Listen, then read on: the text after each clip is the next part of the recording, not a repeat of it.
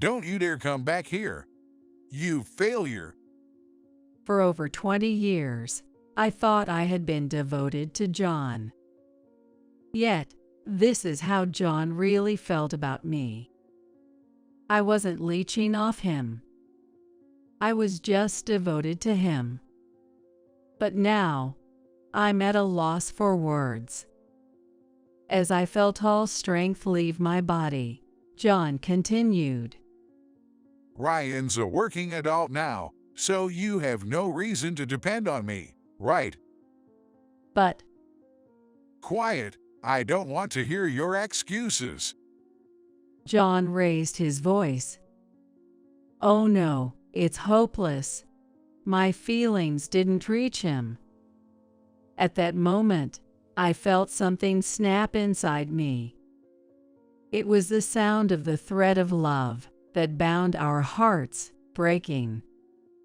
Simultaneously, my feelings for John began to fade. We were married just a moment ago, but now I feel as if he were a stranger to me. John was just using me from the start. He never loved me. Otherwise, he wouldn't blatantly cheat and try to kick me out. I don't care what happens to such a man. No, I must utterly defeat him. With my mind made up, I looked up and stared straight at John. My name is Karen Johnson. I'm a 50-year-old housewife, married to John for 25 years. Our son, Ryan, was born a few years into our marriage and has just graduated college and started working. With parenting duties winding down, I was looking forward to pursuing my interests. That's what I'm thinking now. But there's just one problem. My relationship with John. John is far from a good husband or father. In fact, it's hard to find anything good about him. He cheats, and he doesn't even provide a proper salary. Please, can you at least contribute to the household expenses? Huh? Don't get cheeky with me when you're living off my earnings. John always retorts like this. Maybe it really is hopeless. Maybe divorce is the only option. I've been thinking about it a lot lately. But I can't just suggest divorce easily. My Phil, Bob, who is unwell and hospitalized, asked me to look after John. I owe it to Bob to endure as long as I can. His words can't be ignored. But my desire to divorce is strong. Torn between these conflicting feelings, I find myself reminiscing about the happier times before our marriage. The turning point that led to such happiness before my marriage was actually due to a misfortune that struck my father. Our family owned a small diner. My father was in charge of cooking, and my mother handled the serving. Needless to say, the food was delicious. However, my dad was incredibly bad at business. He started the diner with a desire to feed customers delicious food to their heart's content. I think that's a noble cause. But he ran the diner solely on that sentiment, hardly considering the profitability. It didn't matter to him if the profits were low, as long as the customers were satisfied with tasty food. Naturally, such a business, of course, that would not be profitable. As a result, our family's finances were always tight. Even as a child, I took pride in seeing customers leave satisfied. So I never interfered with my father's business approach. However, when I was in college, a crisis hit. The company supplying ingredients to my dad's diner went bankrupt due to the recession. We've already paid this month's dues. If this continues, we might have to close our diner. We were already barely managing as it was, and there was no way we could spare extra funds. Seeing my parents so downcast made me anxious too. But as a college student, there was little I could do. And I doubted the bankrupt company could refund us. The only option seemed to be closing the diner. That's when a regular customer, a man, said something unexpected. Closing the diner. Such a shame for such delicious food. But with the supplier's bankruptcy, we'll end up in debt. Then let me help you personally to get back on your feet. This regular, who really did lend my father a substantial amount. I'm glad to help. I'll certainly pay you back. Don't worry about the money. Just keep making delicious meals, he said, leaving the diner quickly after. Later, my father started doing business with another food wholesaler. It seems that it was a major food wholesaler there, and the wholesale price of foodstuffs was lower than before. Luckily, our family diner was saved from bankruptcy. About a year later, my father and I went to repay the man. Then, while the man and my father were talking, a young man approached me as I was waiting. I hear you borrowed money from my dad. When I talked to him, he was the son of the man who lent us the money. His name is John, and he works for a man's company. You're pretty. How about going out with me? Me, with you? Why not? Think of it as a way to say thanks for the loan. It was true we were helped by the loan, and my dad had properly thanked him. I thought we owed no more than that, but then John whispered to me, Ungrateful diner's daughter. I could spread that around, you know. That's... I couldn't retort. Even if he did spread rumors, it wouldn't affect me much. But it could trouble my father. And what would the diner's customers think? With these thoughts, I couldn't refuse John's invitation. Reluctantly, I agreed to go out with him. With that in mind, I went out with John. To my surprise, I actually enjoyed it more than expected. John was fun to talk to and knew many exciting places to go. He chose the places we went to with great taste. And I started to think maybe he wasn't such a bad guy after all. That's where my luck ran out. I was quickly wrapped around John's finger. It's fun being with you, Karen. I'm having fun too. I never thought I'd consider marriage until I met someone sincere and good like you. His simple words swept me off my feet, and I began a relationship with John, considering marriage. John continued to manipulate me in various ways. Eventually, a few years later, I found myself married to him. Of course, I had no idea at the beginning of our marriage that it was all a trap. John seemed genuinely kind, and I felt loved by him. But it was all a lie. As soon as we got married, he showed his true colors. Here's my salary for the month. Make it work. I opened the envelope John gave me. Inside was a pay stub. The salary itself was deposited directly into the bank, so just having the pay stubs wasn't suspicious. However, the one thing that struck me as odd was that all the pay stubs were handwritten. Today, handwritten stubs are almost unheard of. But I got married 25 years ago, a time when computers were just beginning to become widespread, and handwritten pay stubs didn't seem out of place. It's over $1,000. That's normal, right? I reassured myself. I managed with that small amount of money as best as I could. Over time, I started noticing something odd about John's routine. John leaves the house at a certain time every morning, but returns home at different times. It seemed to change from day to day.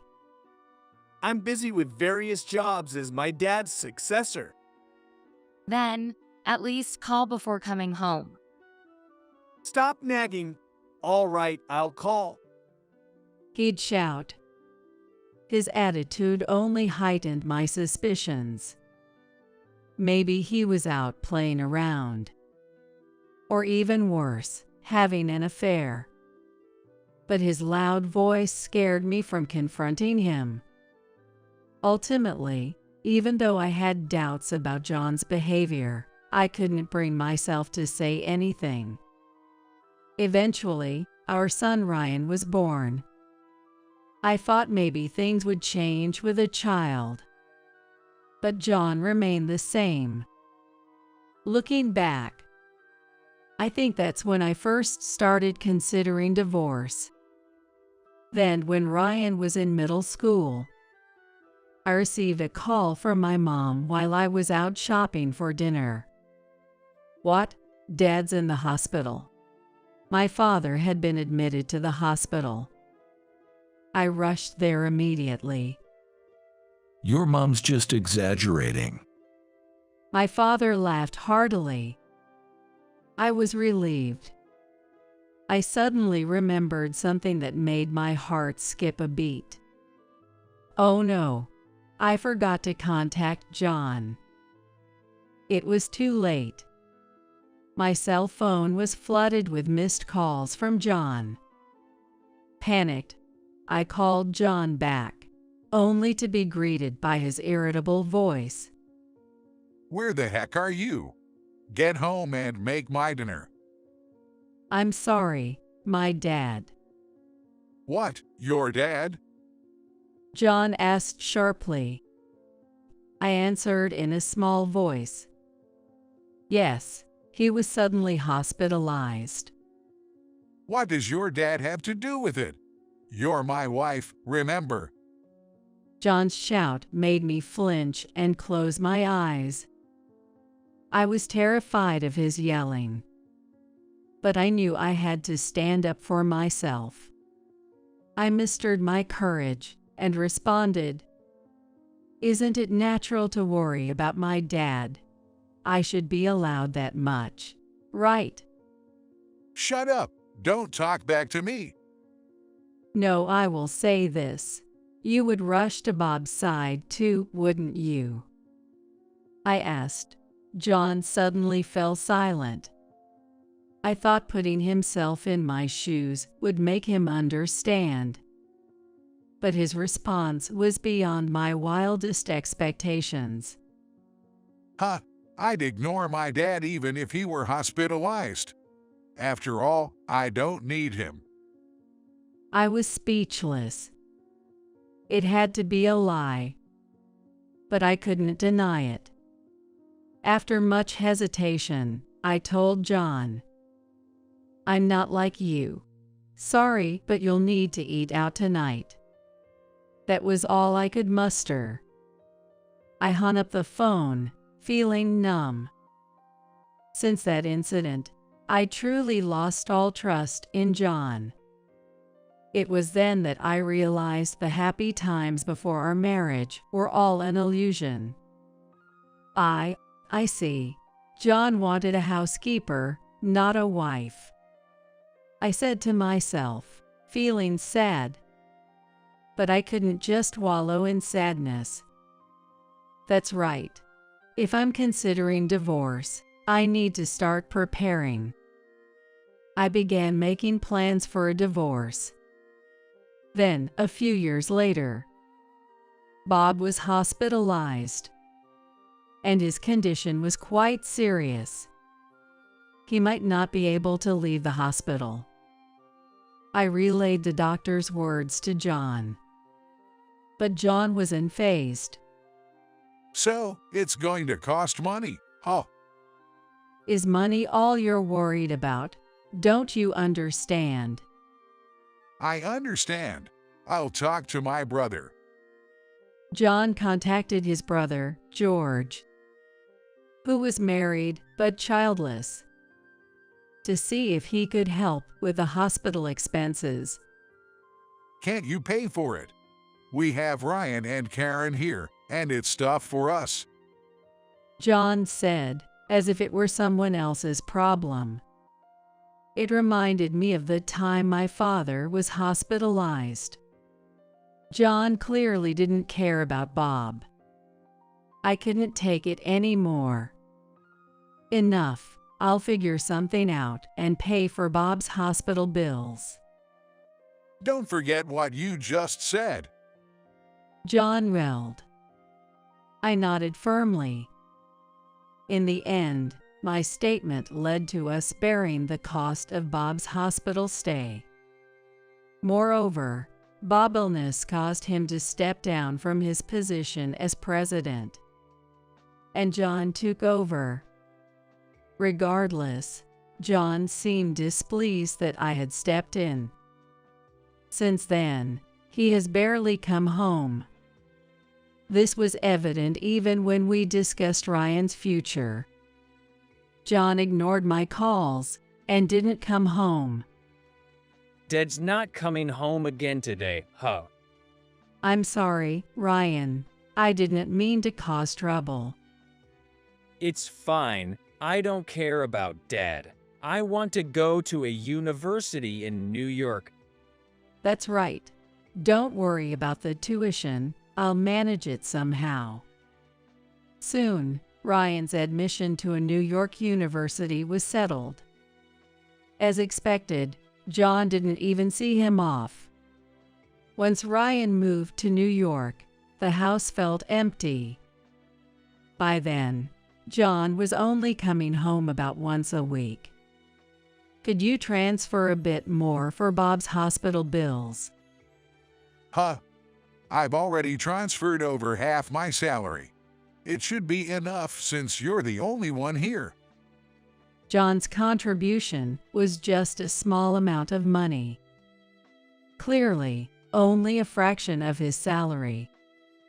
His claim of transferring over half was undoubtedly a lie. I knew this, but I didn't have the energy to argue. Years passed, and I received news of Ryan getting a job.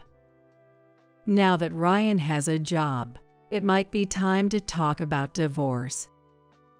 I had prepared for this over the years. The only thing left was timing. When and where should I bring it up to avoid conflict? These thoughts consumed my mind. It's not really about avoiding conflict, is it? I laughed bitterly at myself.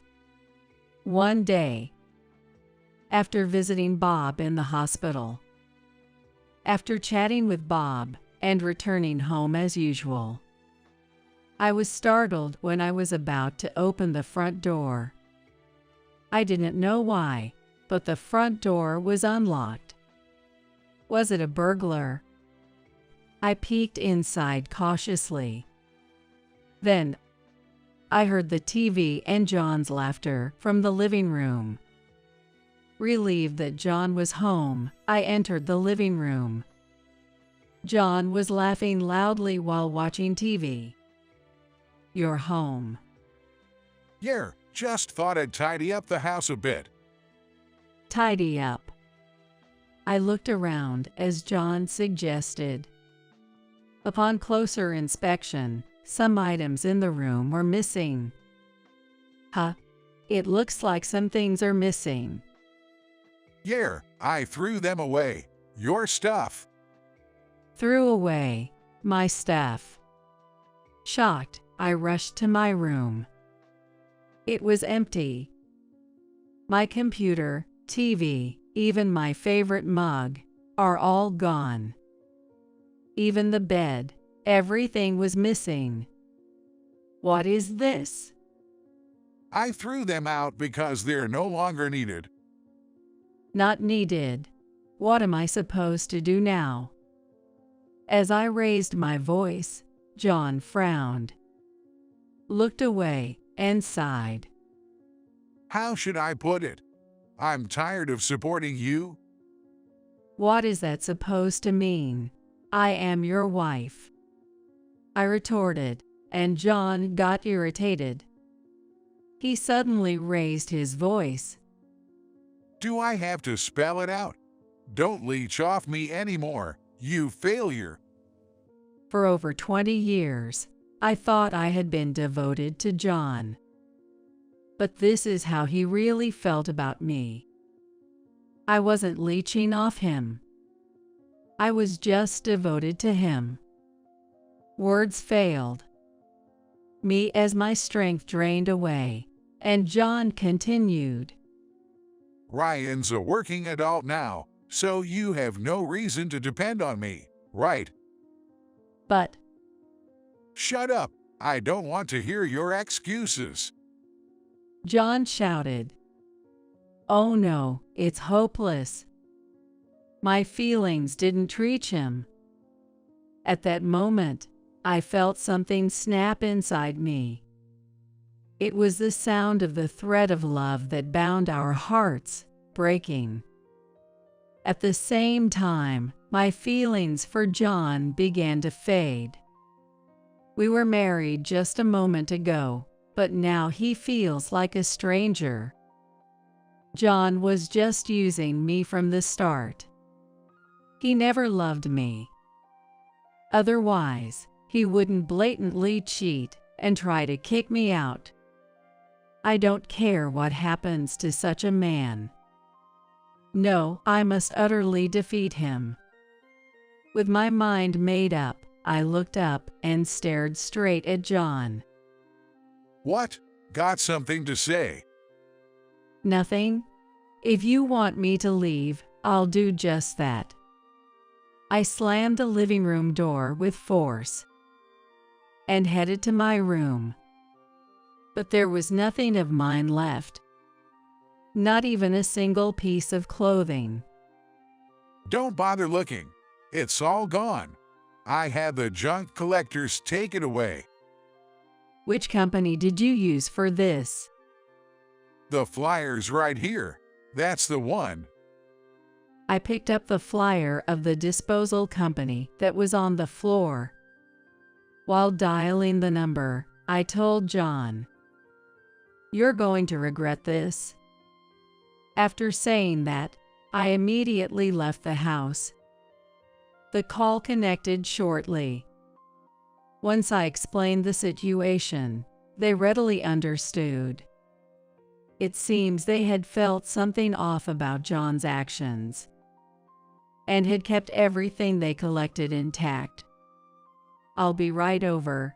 Thank you so much," I said, expressing my gratitude before hanging up. Then I went to the disposal company. After thanking them, I had them move my belongings into a storage unit I had just rented. Relieved that my belongings were safe. You won't get away with this so easily. Grinding my teeth, I called Ryan and briefly explained the situation before saying, "So, I've decided to move out, considering a divorce. That's what you should expect, okay?" Okay. Bye then. Ryan quickly ended the call. He seemed scared of me. Was I really that angry? I pondered as I put my phone back into my bag and headed to a nearby business hotel. In fact, I had already decided where to move. The reason was simple. I had been planning to talk to John about divorce soon. My plan was to divorce and start a new life there. Well, it's just happening a bit sooner than planned. Honestly, I wasn't in trouble. It was just an advancement of my plans by a mere 2 weeks. 2 weeks in a hotel. What a waste. I couldn't help feeling it was wasteful. A typical housewife's habit. Maybe I should bill him for the hotel too. Well, brace yourself, John. I muttered to myself and started working on my post-divorce plans. After about 10 days living in the business hotel, John called me during lunch. As soon as I answered, he raised his voice. You stole my money. What are you talking about? Don't play dumb. It's about my dad's hospital bills. The hospital just called asking for payment. Bob, that is what it is, I thought, sighing in response. That. Just pay it yourself. I'm not involved anymore since you kicked me out. I've been transferring living expenses to you. You're supposed to pay for that. Sure, but isn't the bank book for that account with you now? I replied calmly, knowing well that there was no money in that account. I couldn't help but grin. I have the bank book, but there's no money in it. That's why I'm saying you stole it. I didn't steal anything. Don't lie. Who else could use it? He never thought the amount he transferred was too little, did he? I replied, exasperated. The money was always too little from the start. If there's no money for the hospital bills, why don't you use your allowance? My allowance. John started to panic, clearly thinking I was unaware. Since the beginning of our marriage, John had been giving me handwritten salary slips to hide the fact that he was skimming off a portion of his salary. In other words, the money he skimmed became his allowance. I asked Bob once, how much is John's salary, you know? So, that's... He seemed puzzled, but he told me. So I knew you were skimming money. When I told him this, John fell silent. A long silence followed. So long I wondered if the call had dropped. Then suddenly, John raised his voice. What's wrong with me using the money I earned? It's your fault for using up all the money I gave you. Okay. And then? I want a divorce. I'll demand alimony. You need to pay back the money you used. John's words made me grin inwardly. I had him right where I wanted him. He couldn't back out now. I replied with a smile. Oh, thank you. I wanted a divorce too. Come over to my place for the divorce discussions. What? No. But, I mean... You want a divorce, right? I've prepared evidence of your infidelity, and I'm waiting. Though I couldn't see him, I could tell John was taken aback by his faltering voice. Evidence of infidelity? What are you talking about? Don't play dumb. I have photographic evidence. Photographic evidence? I could imagine John's flustered expression. Holding back laughter, I continued. Well, I'll give you the address, and let's meet next Sunday to discuss it in detail. After giving him a certain address unilaterally, I quickly hung up. I've successfully pushed for a divorce. Now, if only I can make him apologize.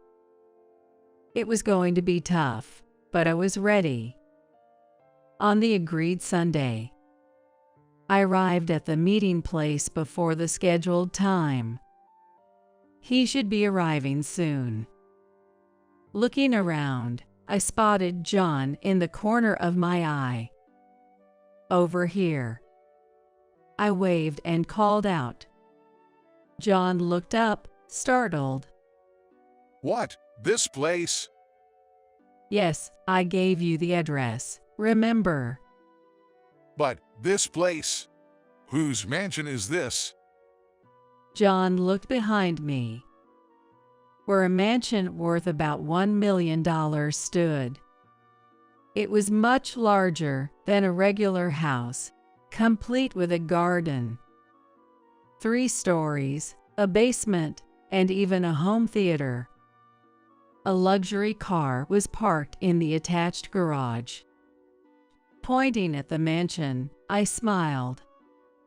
This is my house. It's brand new and beautiful, isn't it? What, your house? Yes, I was planning to live here after the divorce, so I had it built recently. Yes, the place I had summoned John to was my newly built house. Naturally, John, who had always thought of me as just a housewife, was utterly astonished. I pushed him from behind into the house and led him to the living room. Let's have our discussion. This is my lawyer. I introduced my lawyer, who was waiting inside. But John was too distracted to pay attention. He was looking around nervously. He seemed concerned about his surroundings, constantly looking around, not even glancing at the evidence of his infidelity on the table or responding to me. It was hardly a conversation. Eventually, John asked in a low voice, How did you afford this house? "Is that what's bothering you?" I mused, answering nonetheless. "I just bought it normally." Liar, how can a housewife afford this? To buy a $1 million house, one would typically need an income of around $150,000 per year. But I had that kind of income. So I calmly replied, "I earn that much. Got a problem with that?" No. But how? I was helping a friend with her company, and before I knew it, things ended up like this. Maybe. The story goes back a few years. When my father was hospitalized and we had a dispute, I decided to divorce. I started preparing for it, first by looking for a job. After the divorce, I needed a job to live. So I looked for a job that would allow me to live independently. But good jobs aren't easy to find. So I consulted my close friend, Susan. Why don't you help me with my work? Your work? What do you do? Land-based aquaculture. Land-based aquaculture is a method where pools are artificially created for farming fish. Though there are drawbacks, it's eco-friendly as it prevents ocean pollution. Susan's father started it, and now she is running it. So, I started working there. John asked tentatively. After I started helping, the business suddenly began to do well. My role was mainly negotiation and administrative work. Susan said I was a huge help, and I was promoted to an executive position. It was all coincidental, but luck is part of skill, I believe. Hearing my story, John slumped in defeat, but then suddenly looked up. Okay, let's forget the divorce. How about we start over? Despite his words, I replied with a cold gaze. What? Can you say that in your sleep? No, I'm serious. I really want to start over with you. John pleaded passionately, but I knew he was just blinded by my money. So I replied with raised eyebrows. I refuse to be with someone who cheats, and someone who neglects their father, too. No, about my dad. Enough. You might not know, but I was the one paying for Bob's hospital bills. The money John gave me was really a pittance. After paying for groceries, utilities, and other miscellaneous expenses, there was never anything left. That's all he ever gave me, let alone enough to cover Bob's hospital bills. Initially, I managed somehow, but after starting my job, I covered the bills with my salary. Despite that, you never listened to me, nor did you visit Bob. That's... I can't trust someone like that. As I raised my voice, John looked deflated. The lawyer then discussed the alimony with him. John couldn't say anything and just nodded until the end. Eventually, encouraged by the lawyer, John signed the divorce papers. The alimony was set at $30,000. Now that the divorce is finalized, you'll be paying for Bob's hospital bills from now on, I said as John nodded, seemingly unhappy, but not objecting. I felt relieved. In the end, I sent John away, glad it was finally over. The only regret was that I couldn't get an apology from him. But I had one last move. With that, I was sure John would apologize. Thinking about it made me smile unintentionally. A few days later, on my way back from the office, someone called out from behind. Hey, Karen. I turned around to find John standing there. Don't be so familiar. We're divorced now. Shut up. What did you do? John looked at me, his face red with anger. I realized then. The talk must have happened at the company. Smiling, I teased him. What do you think I did? Don't joke around. Tell me, how did you get me fired? John was stomping his feet in frustration. I couldn't help but smile at his amusing state. Isn't it your own doing, getting fired for having an affair with the office clerk? John's affair was with a clerk at his company, where he had acted recklessly, thinking he could do anything as the president. Right after the divorce was settled, I reported this to Bob. While he regretted the divorce, he was furious about John's behavior. I showed him the photographs of the affair, which infuriated him even more. Then he made an offer.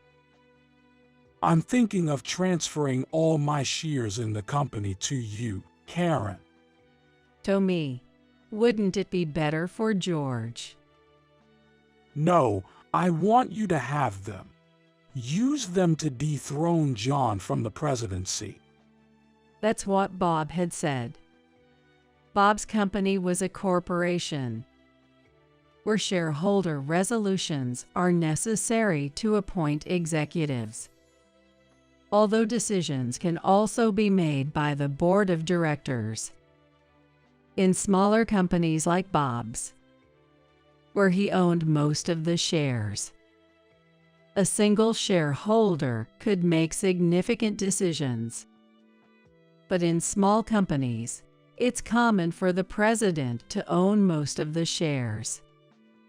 When I inherited all his shares, I had the power to make decisions alone. But it wasn't me who decided to fire John. I informed George about the affair and my new shareholder status. The rest was his decision.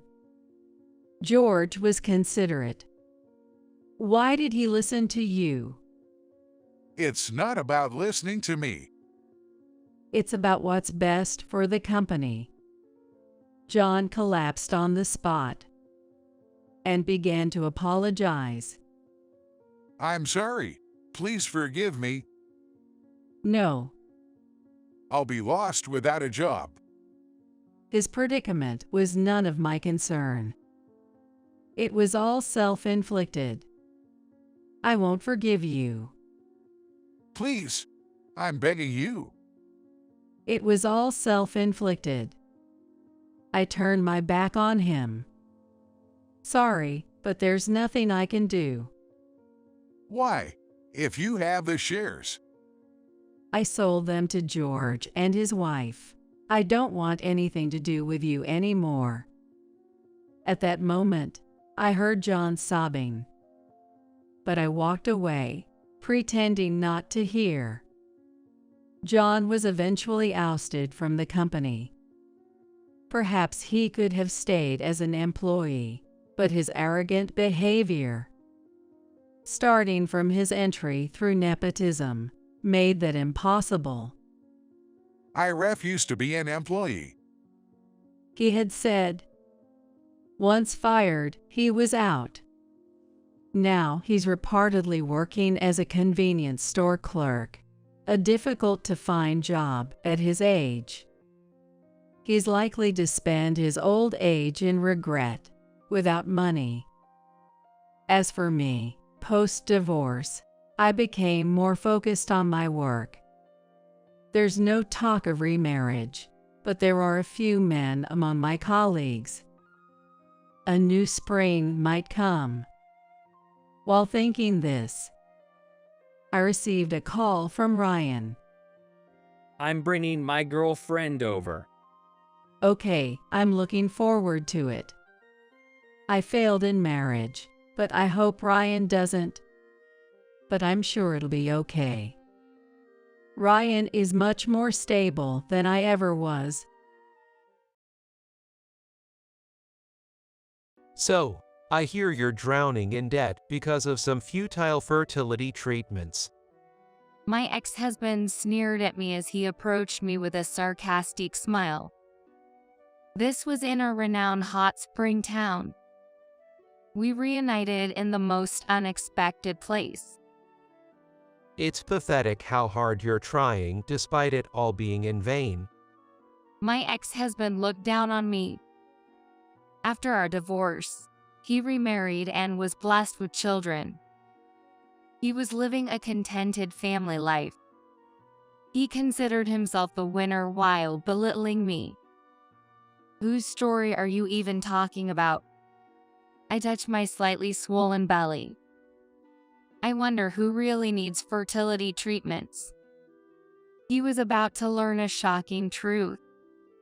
No matter how much he ranted or clung to me, it was too little, too late. This marked the beginning of my ex-husband's downfall. The false happiness he had acquired through his misunderstandings was crumbling loudly. Those who find happiness, and those who let it slip away. Our reunion clearly marked the diverging paths our lives would take from here on. My name is Mary. I work at a travel agency counter. I propose various plans to customers who visit the store, arranging trips that ensure their satisfaction. I found great fulfillment in this job. I married Mike after a workplace romance. He joined as the new manager at the branch where I worked, always approaching me with a gentle smile and a calm demeanor. During the busy seasons like summer break, we worked late together. During breaks at work, we would engage in enjoyable conversations and encourage each other through tough times, gradually spending more and more time together. Eventually, we became conscious of each other, started dating, and got married. After our marriage, I transferred to another branch. The travel agency job involves a lot of overtime and is challenging. You've worked hard without a single complaint. Now that we're married, you can take it easy and be a housewife. His caring words filled me with a deep sense of happiness, appreciating the kindness my husband showed me.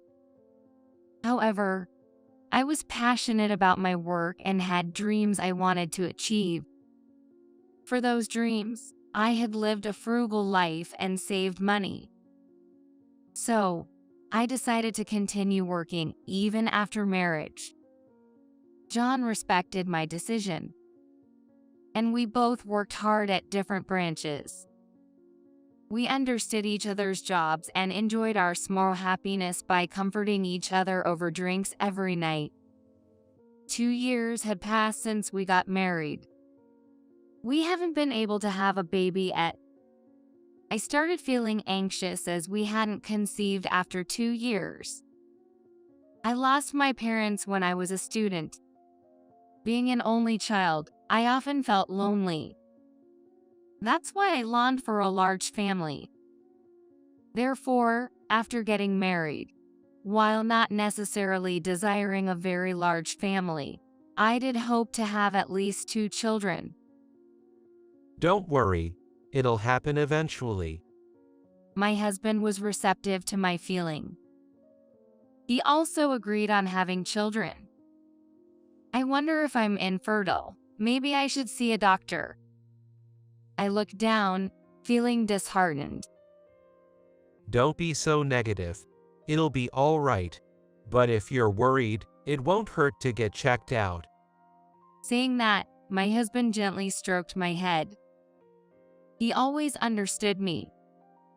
I felt so moved that I was nearly brought to tears. After that, I went to the OB/GYN and underwent several tests. The multitude of tests revealed no particular abnormalities in my body. It's good there's nothing wrong. My husband said that happily upon seeing the test results. See, I told you there's no need to rush. The baby will come to us eventually. I wonder how many times I've been saved by my husband's gentle smile. It always made me feel so much lighter. Next up is a test for men. It's a short procedure. So could you possibly go during a break from work? It's likely that my husband also had no issues. But just to be cautious, I wanted him to get tested. Of course, I believed my husband would gladly accept. I was certain of it. What?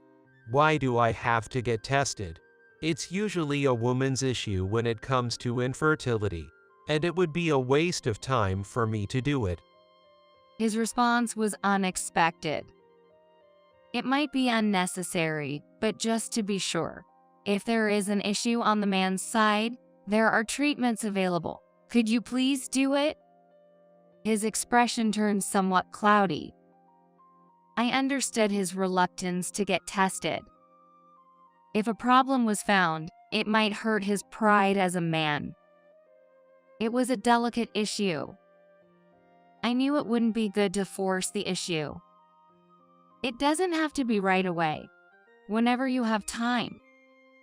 However, he remained silent. The day ended without me getting an answer from him. One day, we visited my husband's family home.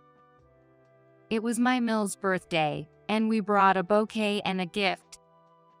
I heard that my Phil had an affair when my husband was young and disappeared afterward. Afterward, my Mill, on her own, raised my husband and did a commendable job. I heard she went through a lot of struggles. She turned 65 this year and had retired from her job. She worked tirelessly all these years and never neglected her parenting duties.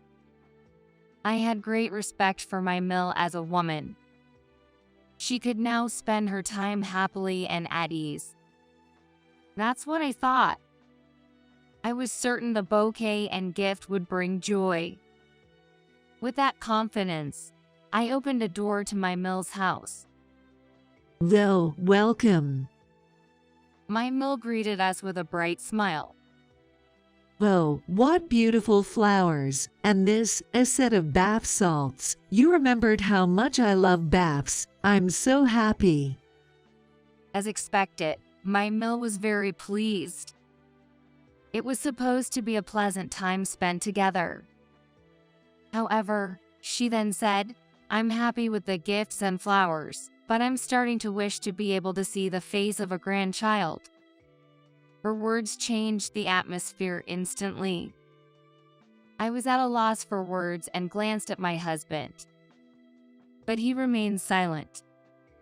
Mary, I understand work is busy, but there are things more important than work. You have to face your health properly and focus on child making. There's always fertility treatment available now.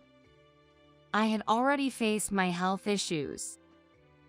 I had also undergone the tests. There were no problems found. I just want to hold a cute baby in these arms soon. Mary, I'm counting on you. My Mill was also the same. Why is infertility always presumed to be a woman's issue? Why doesn't she say anything to my husband? Yes. I couldn't argue. I was afraid that arguing would create a rift between my Mill and me. I wanted my husband to explain it properly, but he remained silent the whole time. It felt as though everyone assumed the reason we couldn't have children was entirely my fault. I'm hoping you'll have a baby in your belly by my next birthday. Those words weighed heavily on me. Setting a deadline only made me feel more anxious. I tried to tell myself not to worry, but her words echoed in my mind. I couldn't remember anything about the conversation that followed. As the evening came, we left my Mill's home. On our way back, we walked shoulder to shoulder in silence. Our long shadows were cast by the setting sun. I kept looking at those shadows. My husband's shadow marched straight ahead. What was he thinking? How did he take his mother's words today? I wanted to ask but couldn't bring myself to do it. No, I was afraid to ask about it. I was scared of feeling despair from my husband's words again. We returned home without speaking. I'm starving. Let's have dinner quickly. He said that, acting as if nothing had happened. He probably planned to end the day without addressing my feelings. I decided to speak up boldly. Hey, John, about what your mom said today. He turned to me with his usual smile. What about it? Was that smile just for show?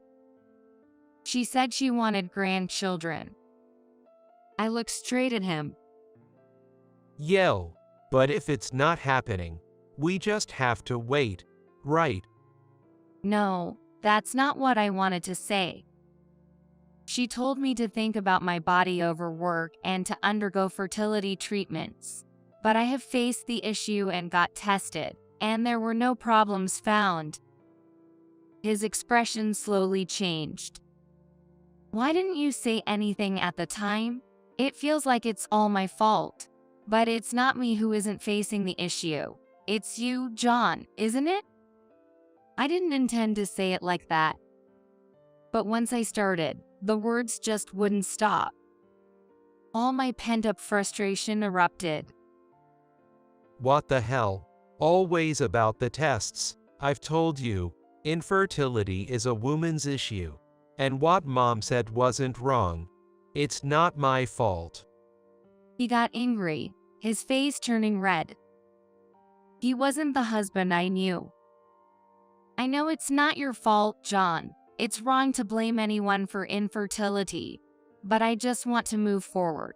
To do that, we need to start with the tests, whether it's for treatment or not. No matter how much we argued, we couldn't accept each other's viewpoints, and it remained a stalemate. This is too much hassle. I'm hungry. I'm going out to eat. With those words, my husband left the house. I was left alone in the quiet room. Suddenly, I felt all the strength drain from my body, and I slumped onto the sofa. The image of my husband yelling kept flashing back in my mind. Was it my fault? I didn't mean to upset my gentle husband. This wasn't what I intended. I just wanted him to understand. I wanted us to work together towards our future. The testing was for that purpose. I couldn't stop my tears. In the quiet room, only the sound of my sobbing echoed. The next morning, my husband returned home in silence. You said you were going out to eat. Where did you spend the night? I was worried. He didn't seem to listen to me. It doesn't matter. That was all he said before leaving for work. It was our first major fight. These things happen. I hoped he would be in a better mood by evening. Thinking this, I too headed to work. I kept sighing all morning. However, my husband's mood didn't improve for days. He started leaving home earlier and coming back later than before. On weekends, he would go out without a word and return when I was asleep. The time we spent together as a couple had drastically reduced. It felt like he was avoiding me. I no longer knew how to interact with him. Eventually, this silent coexistence became our new normal. I couldn't even remember the times when we cherished being together. What had driven us to this point? Was suggesting the test really so wrong? And finally, my husband stopped coming home. You've been away a lot recently. Where do you stay? He had started to have conversations with his back turned to me. I'm busy with work and always miss the last train, so I stay at a business hotel near my office. Likewise, he kept his back to me. I see. Then he headed to the bedroom. At some point, my bed had become the couch. It's just a ridiculous excuse to say that work ran late and you missed the last train. It wasn't our busy season. He was hiding something. My suspicion turned into reality weeks later.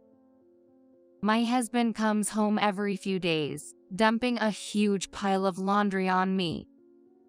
Then he packs his freshly washed underwear and clothes in his bag and hurries out. You could do your own laundry. It's not that much trouble. I muttered as I loaded his laundry into the washing machine. At that moment, something dropped with a clink. I looked at the floor but found nothing. However, I was sure I had heard something. I searched again, more carefully this time. What could have fallen? Stepping back, something sparkled at my feet. Here it is. What is this? I picked up the shining object and held it in my hand. Oh. I was at a loss for words. What sparkled in the palm of my hand was a small earring. My mind went blank for a moment, but I wasn't as shocked as I thought I would be. By the time he stopped coming home, it was clear to anyone. My husband was having an affair. Somewhere in my heart, I harbored those suspicions. But I was afraid to confront the truth. and tried to dismiss it. I didn't want to hurt myself. However, I was now confronted with reality. I wouldn't run away anymore. I decided to have an honest conversation with my husband. With evidence of his infidelity in hand, it was time to end our marriage. The next day, I headed to a detective agency. A few days later, my husband's affair was confirmed. The other woman was a new employee at the branch where my husband worked. She joined the company around the time when cracks began to appear in our marriage, a young and attractive staff member. My husband, with his characteristic gentle tone and charming smile, captivated her. He got closer to her by acting as her mentor and eventually started a relationship. It was new to me, but apparently, my husband had made advances toward various female employees before. As a supervisor, he used sweet words to get close to them and deepen their relationships. It was his cunning method. I was just one of the women caught in his trap. The reason he chose me as a marriage partner must have been because I was particularly convenient for him. I felt a surge of resentment. It was time to end this life. I was determined. That night, as usual, my husband came home with a load of laundry. You don't have to come home just to do laundry. Why not have it done at her place? I spoke to his back. He stopped and turned around. What are you talking about? I told you, it's work. He looked at me with a cold gaze. Then is this part of your job too? What exactly are you teaching this female employee after work? I presented him with several photos. They showed the two of them leaving the workplace and entering the apartment where she lived alone. What is this? He seemed unable to hide his shock. Don't play dumb. I've investigated everything. And this earring, wasn't she looking for it? It was caught in your shirt. He froze, looking at the earring in my hand. I never thought you could be such a person with terrible habits towards women. Let's end this. Now you can openly date this woman. I said this and handed him the divorce papers. A silent atmosphere filled the room. My husband stared at the divorce papers with a look of surprise on his face. Suddenly, he burst into laughter. What's this? Sour grapes. Are you bitter just because you can't have kids? If you've got time to take pictures like this, why not diligently pursue treatment to get pregnant? What an appalling thing to say. Who's really being bitter here? I struggled to contain my rising anger. Divorce. I've been wanting that too. The other woman is pregnant. I've been eager to cut ties with you and move on. I only care about my new family now. What a reckless man, to get the other woman pregnant. I was speechless. That was how our divorce was concluded. A swift and unceremonious end. John took only the bare essentials with him when he left. I decided to move out of the apartment we shared. After canceling the lease, I began packing up. Everything he left behind went straight into trash bags. I had no regrets whatsoever. Just then, the doorbell rang. Who could it be at a time like this? I slowly opened the door. Outside the door stood a man. His hair was unkempt, and he was wearing dirty clothes. He was a stranger I had never seen before. He then greeted me sincerely and began to speak. I was astounded by the man's words. Then, 3 years passed. I continued to live frugally after the divorce, and finally, my savings reached the target amount. I had made my dream come true. Then, I resigned from the travel agency. One day, I was walking through a hot spring town. This is one of the most famous hot spring towns in the USA. The outdoor bath store was popular, and people happily strolled through the town, visiting various hot spring facilities. Recently, new sweet shops and cafes have opened, becoming popular among young people. I love this vibrant hot spring town and have moved nearby. Enjoying a stroll in the pleasant weather, I suddenly heard a familiar voice call my name from behind. Who could it be? I was shocked and lost for words at the sight that met my eyes when I turned around. It was my ex-husband, whom I had parted ways with 3 years ago. Didn't think we'd run into each other here. On a solo hot spring trip. How miserable. My ex-husband was wearing work clothes. He was sporting a stubbly beard, and his hair was unkempt. I wondered if he had quit the travel agency. I never imagined we would meet here. My pleasant walk was completely spoiled. So, I hear you're drowning in debt because of those futile fertility treatments. John approached me with a sarcastic grin. All that effort for nothing. How sad. He scoffed, clearly looking down on me. He probably wanted to show off to me that he had children with his new wife and was living happily. He seemed to think of himself as the winner and looked down on me. Who are you talking about? I gave John a cold stare. I heard from the landlord of our old apartment. You've gotten yourself into debt, haven't you? After I left, some guy you borrowed money from came to collect money.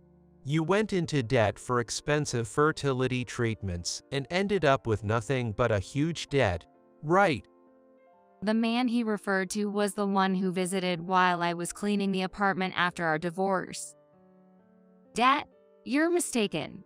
Well, sometimes it's better to live in blissful ignorance.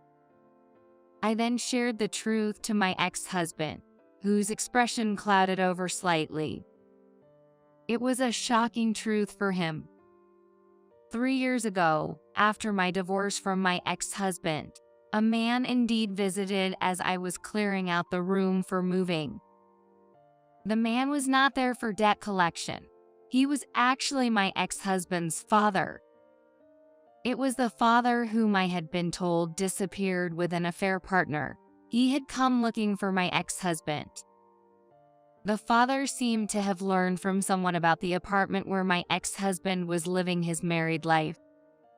However, by then we had divorced and the apartment lease had been canceled.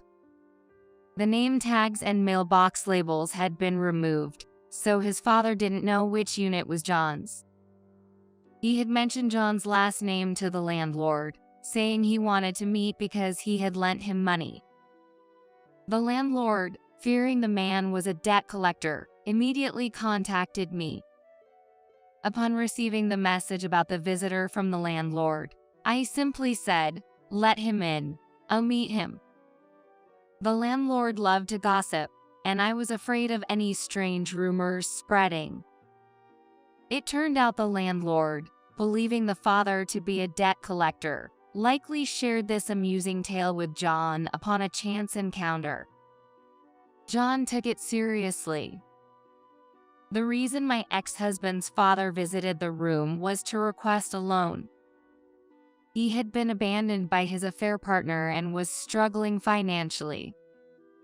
Thus, he managed to find out my ex-husband's whereabouts and came to borrow money. Unaware of the divorce, the father approached me with his utmost sincerity. However, to me, a divorced woman, this was entirely irrelevant. This man was no relative or concern of mine. I directed him to rely on my ex-husband instead, giving him John's contact information. With that, he left. Hearing this, my ex-husband became furious, his face turning bright red with anger. You gave him my contact. Since then, I've been hassled with support inquiries. In the hot spring town filled with cheerful laughter, my ex-husband's angry voice stood out.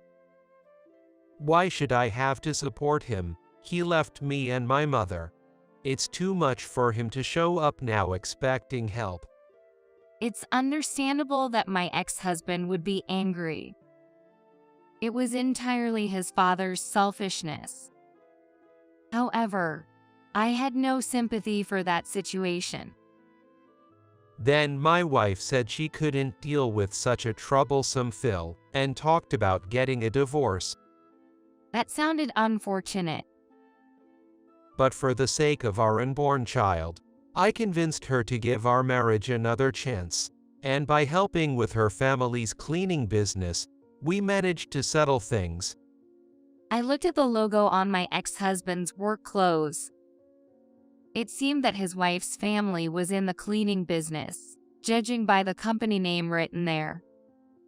John had given up his position as a travel agency branch manager to work daily at Hot Spring Inns as a cleaner.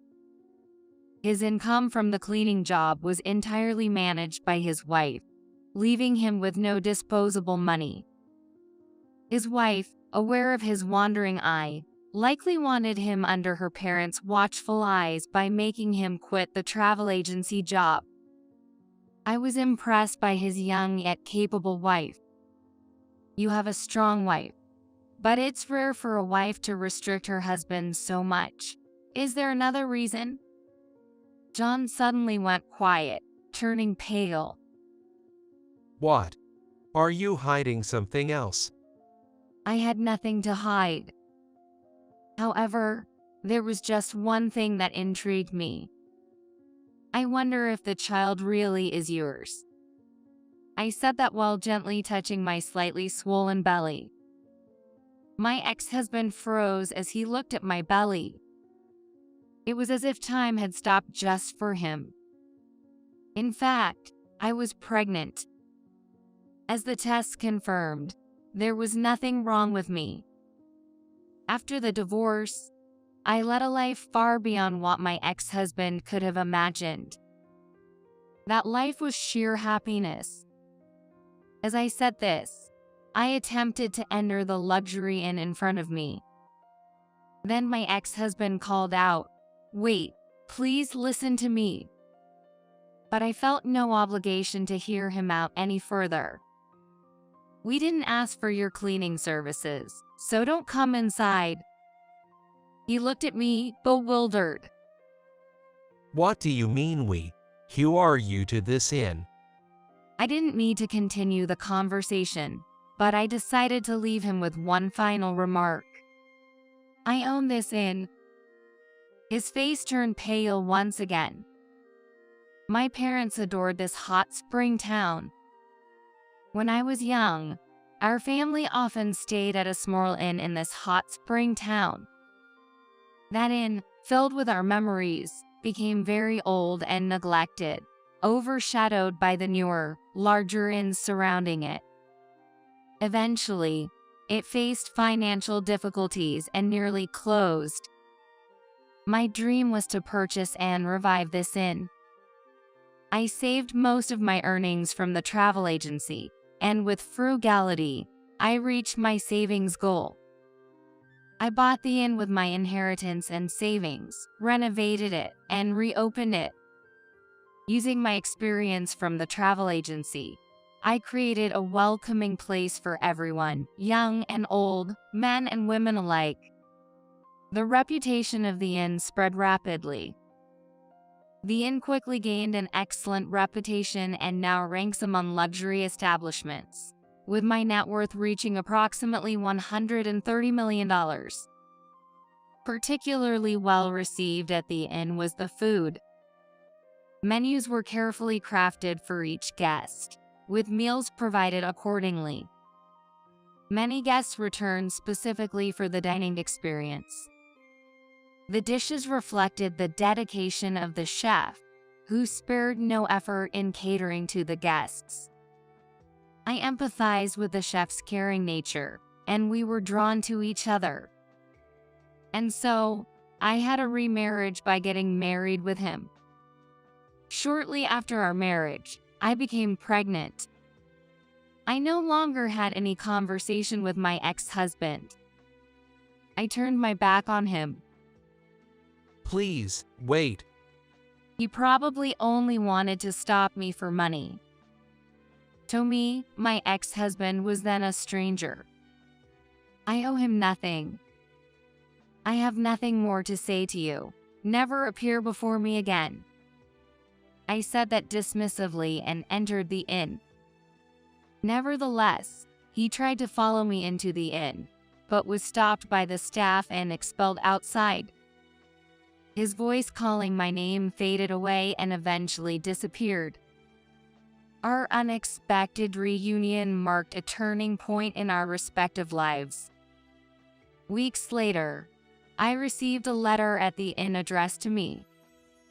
I was surprised when I saw the sender's name. It was my ex-husband. I thought everything had ended between us. Curious and slightly anxious, I opened the envelope. The sheet of stationery was filled with dense writing, bearing distinctive quirks, and mistakably written by my ex-husband. The letter contained astonishing information. The content was as follows. During our reunion, John began to wonder if the cause of infertility lay with himself, and he asked his wife if he truly was the father of their child. Although she initially insisted it was his, he had long felt a dissonance due to the child's lack of resemblance to him. Therefore, after repeatedly questioning his wife, she finally confessed. The child he thought was his own was actually from her previous relationship with another man during her student days. After graduating from college and joining a travel agency, the wife quickly caught my ex-husband's eye, and they started having an affair. But for her, it was just a fling. Her real commitment was to a boyfriend from her student days. She got pregnant with this boyfriend's child and considered marriage, but he disappeared upon learning of her pregnancy. Being a recent graduate and unexpectedly finding out about the impending parenthood, she likely felt anxious and overwhelmed by the responsibility at such a young age. Facing the prospect of becoming an unwed mother, she lied that the child was my ex-husband's, marrying him for financial stability. However, after learning that my ex-husband's father had abandoned his family for an affair, she saw parallels with her own past of being abandoned by her own boyfriend. To rein in her promiscuous ex-husband, she resorted to threatening divorce, which succeeded in getting his attention. She forced him to work under her parents' supervision, controlling his salary, and leaving him without any spending money. Tired of this constrained life, my ex-husband spiraled into madness. Constant arguments with his wife became routine, leading him to choose divorce. However, his in-laws opposed it. Even so, my ex-husband, who chose divorce, swiftly left his wife's side as if fleeing. Consequently, he was left with very little money. Now he wanders from one budget hotel to another. Due to not owning a suit and having poor personal grooming, he struggles to find employment even though he endeavors to search for one. It seems he relies on daily temp jobs, earning just enough to cover his daily meals. He wishes he could go back to the old days again. That's what was written in the letter. I thought to myself, don't mock me by saying you want to get back together with me. While I felt pity for his plight, it was the path he chose. He was marred by infertility issues, infidelity, and disdain towards me at our reunion. He always acted selfishly, never considering my feelings. I am no longer the person I was back then. I have a bright future ahead with my new husband and our soon-to-arrive baby. I instructed my lawyer to issue a restraining order if he ever tried to contact me or appear before me again. And then, I tore up his letter. I'll give birth next month.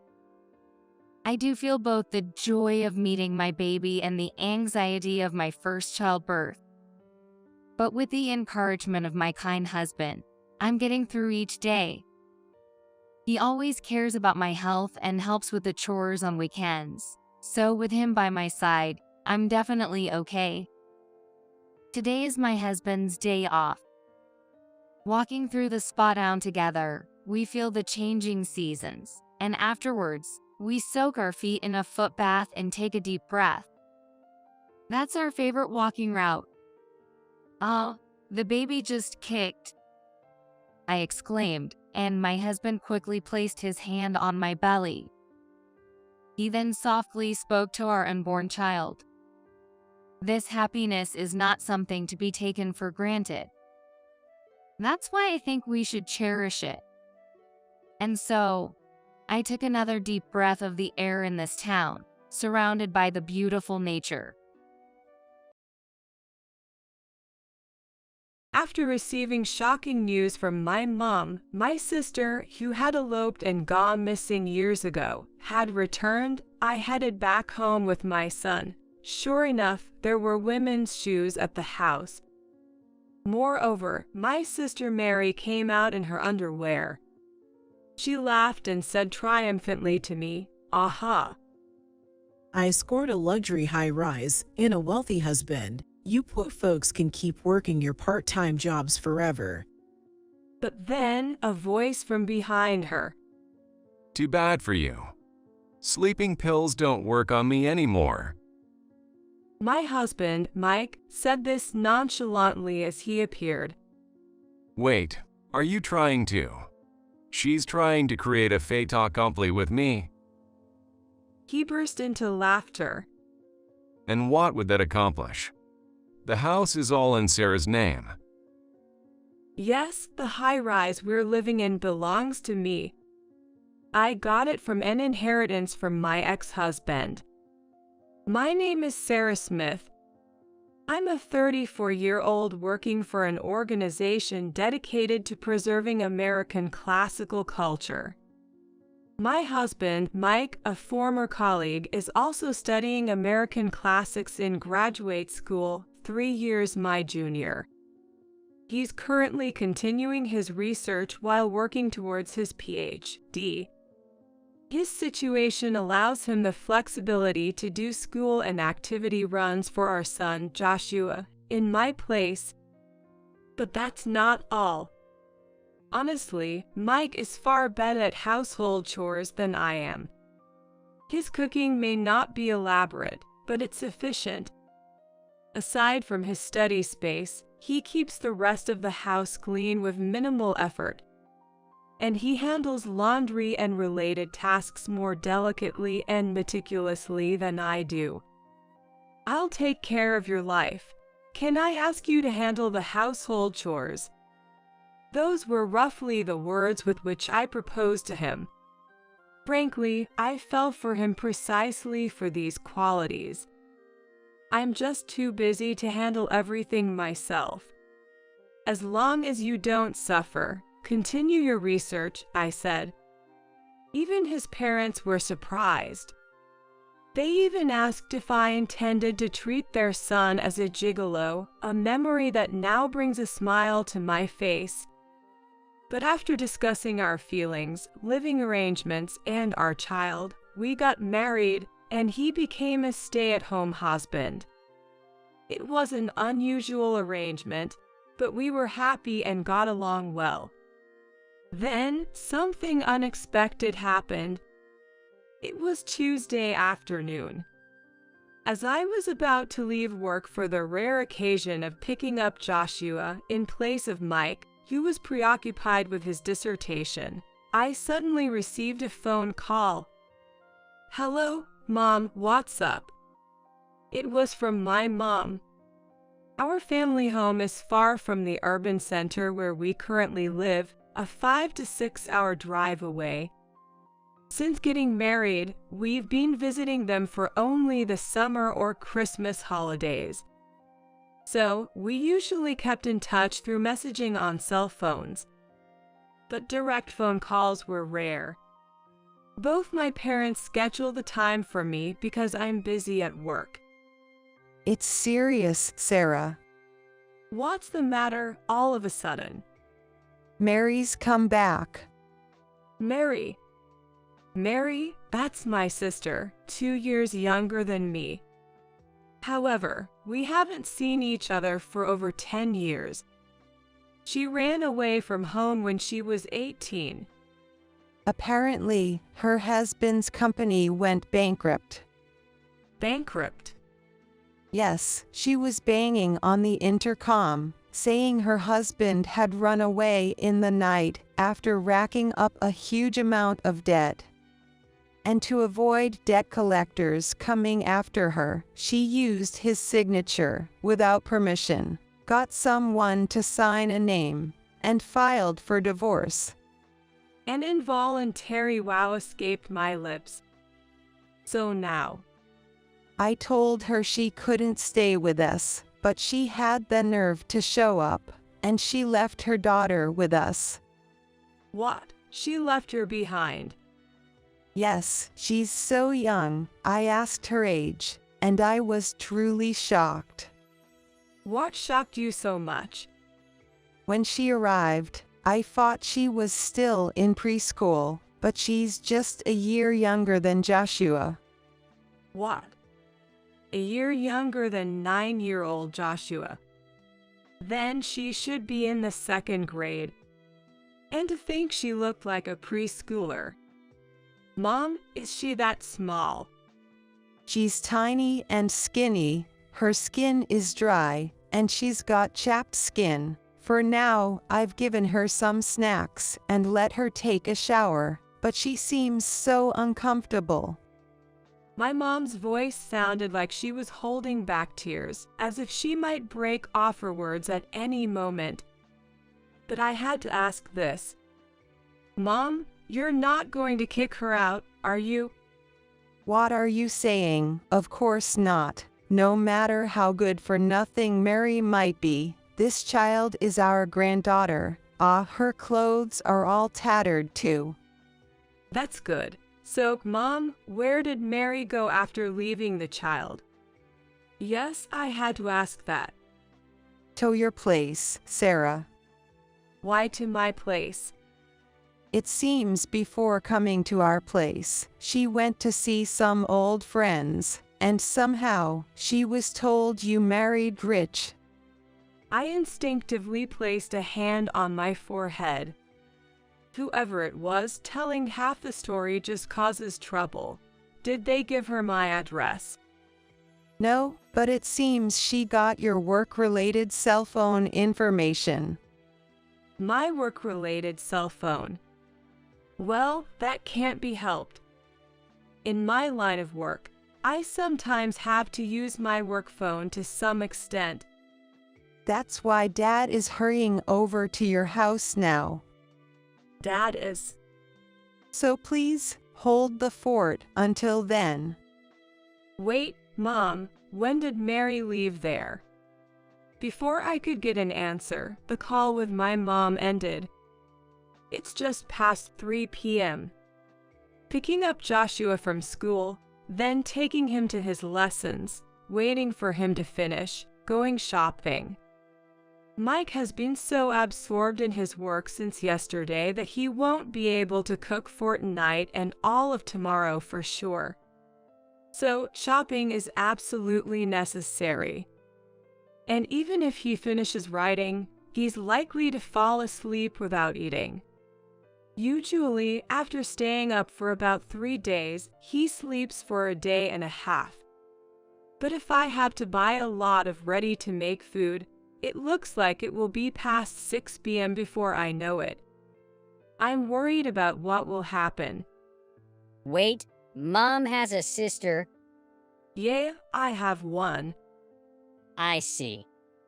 In the car, after finishing the shopping, I decided to briefly explain the situation to Joshua. Surprised. Not really. I mean, with our family, I figured there's always something. Joshua, at 9 years old and in the 3rd grade, is quite bright and a bit mature for his age. Our slightly unconventional family dynamics meant he understood the situation quickly once explained. I guess he takes after his dad in that regard. As a child, I remember just squabbling simply with my sister.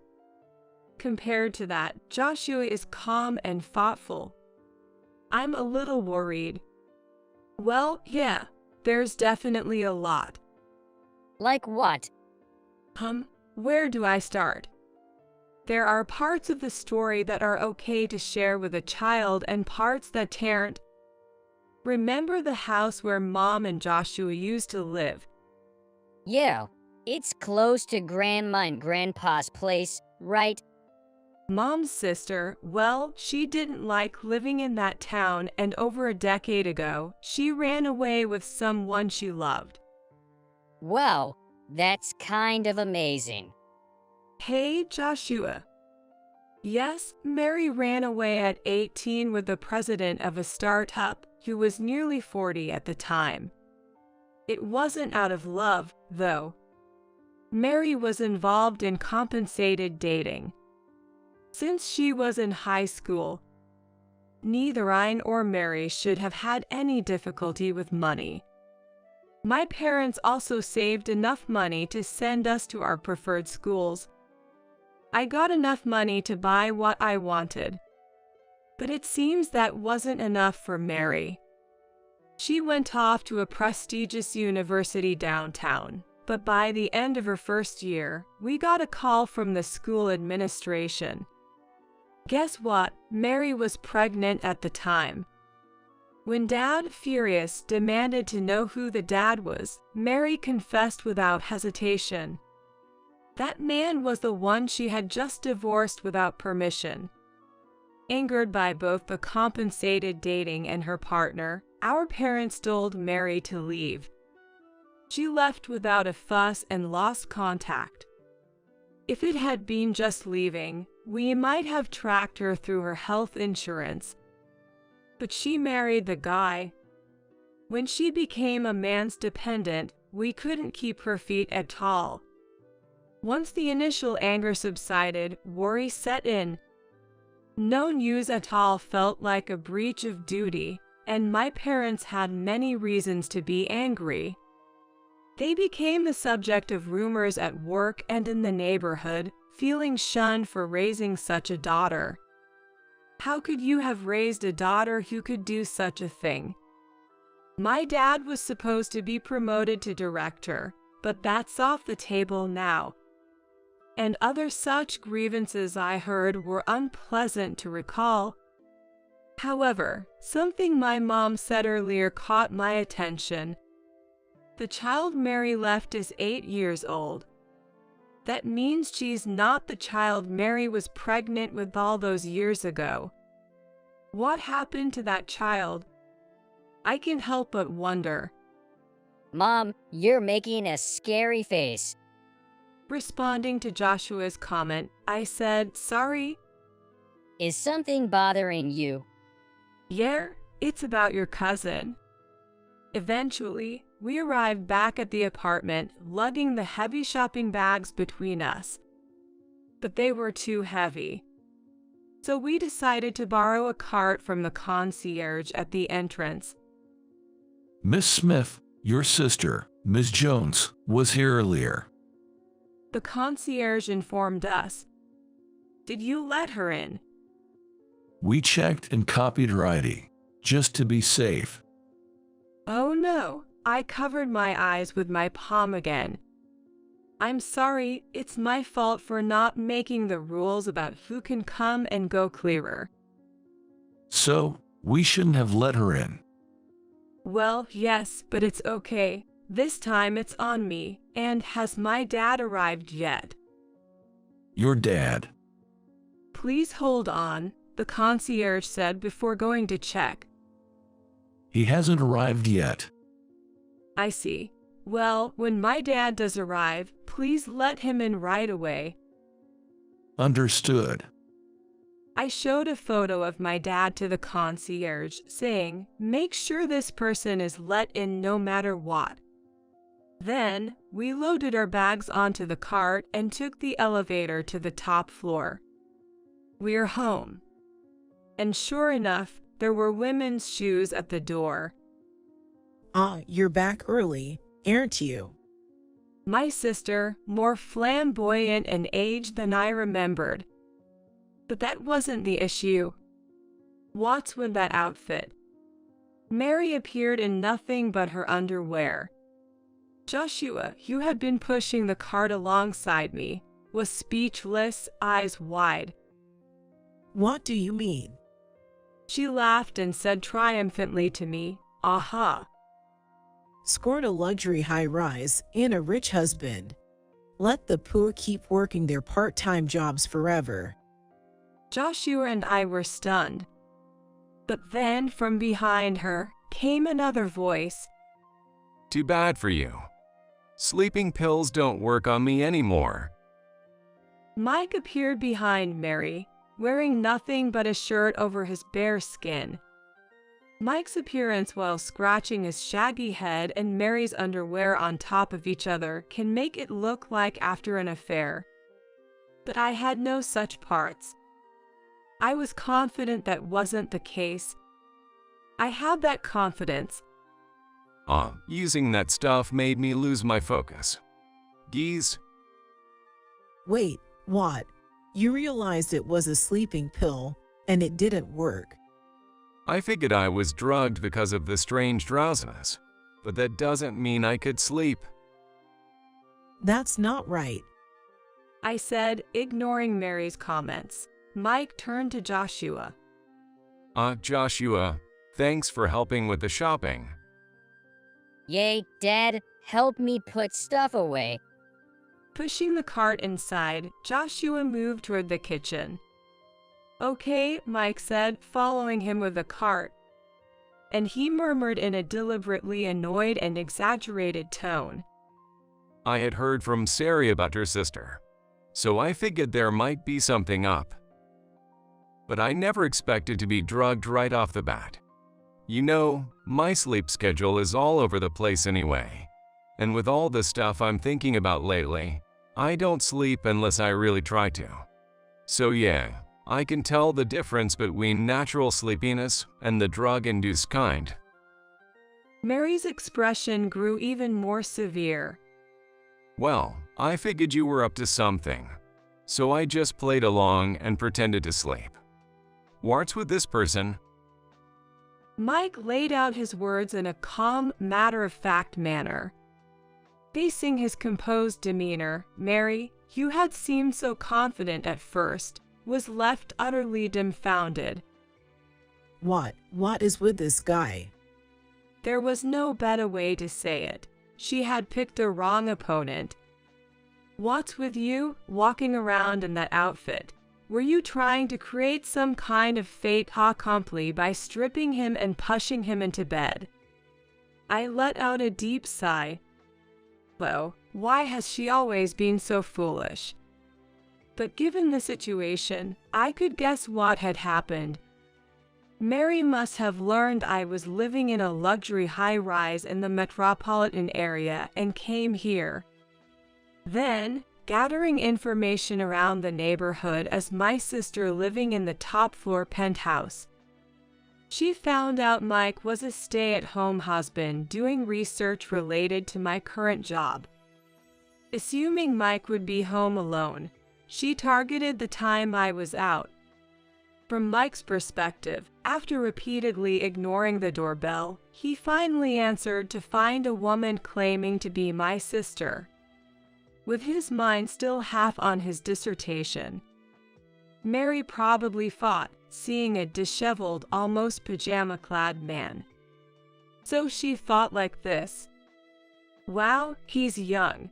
Did my sister score a younger, intellectual, luxury high-rise owner? That's unfair. I'll steal him. And then, probably carrying sleeping pills for some reason, she tried to drug Mike, strip him, push him into bed, and confront me with the scene. But Mary didn't know Mike. He can become so absorbed in his research and writing that he forgets both time and meals.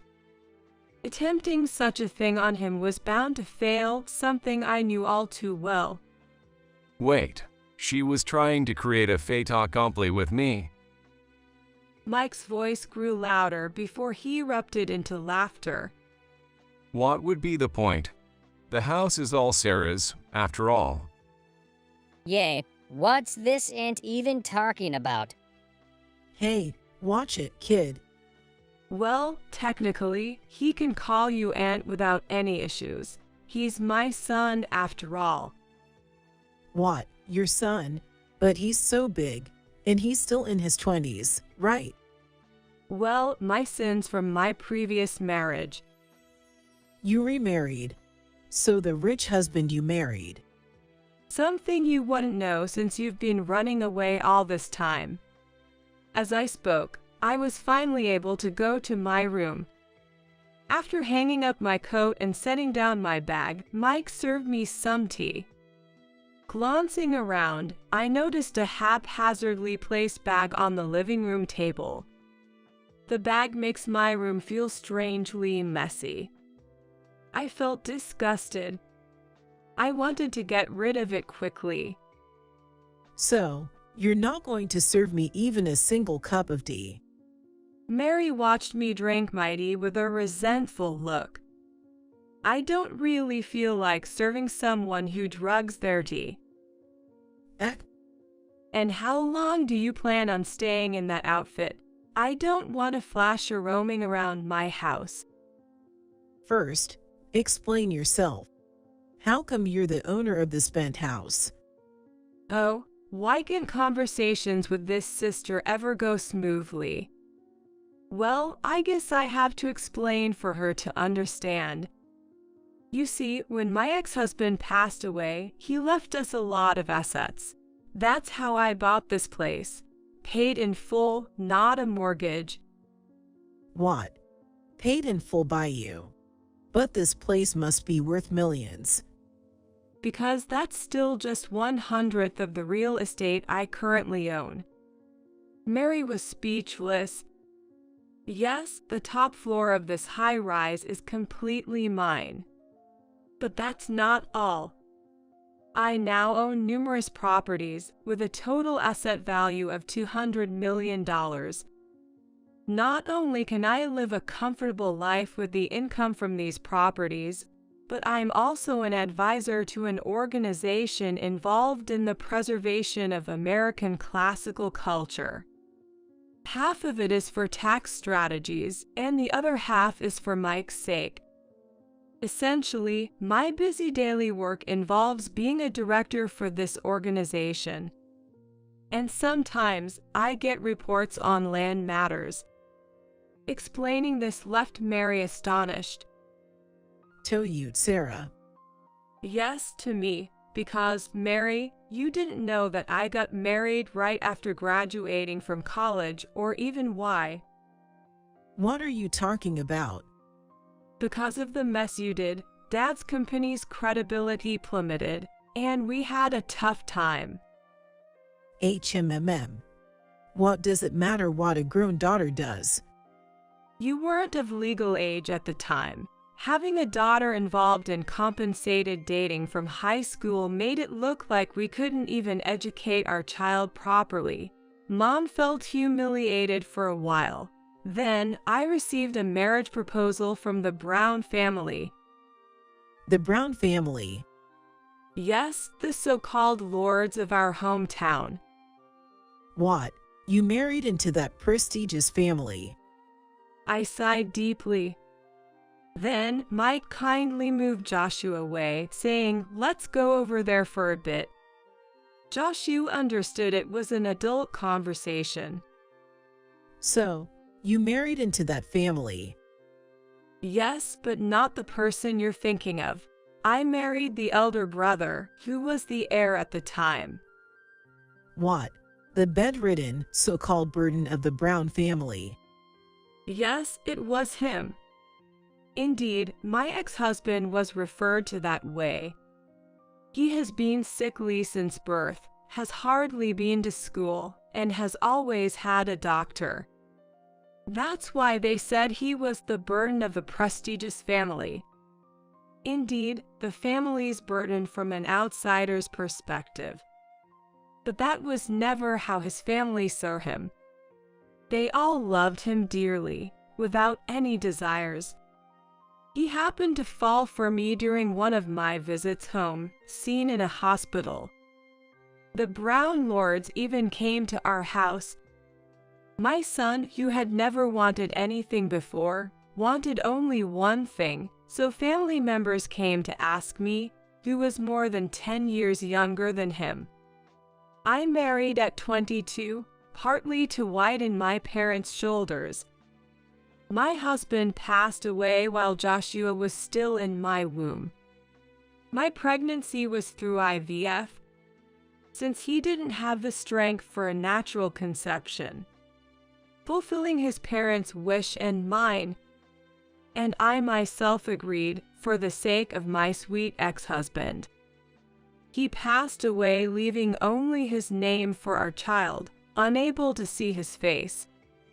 Left a young widow, his parents thanked me, leaving his inheritance as per his will. However, relatives eyeing the inheritance like vultures made me move to a secure high-rise downtown when Joshua started kindergarten. How can you expect me to believe such a windfall story? Mary shook her head in disbelief. She yelled at me with a look of utter disgust on her face. Even if you say that. So what about him now? After inheriting so much, you were allowed to remarry. I was. Though I didn't need permission, I consulted them out of respect for my wonderful in-laws, who apologized for having me spend my best years caring for a sick man and undergoing IVF. As if the inheritance wasn't enough. They said life and time can't be bought with money.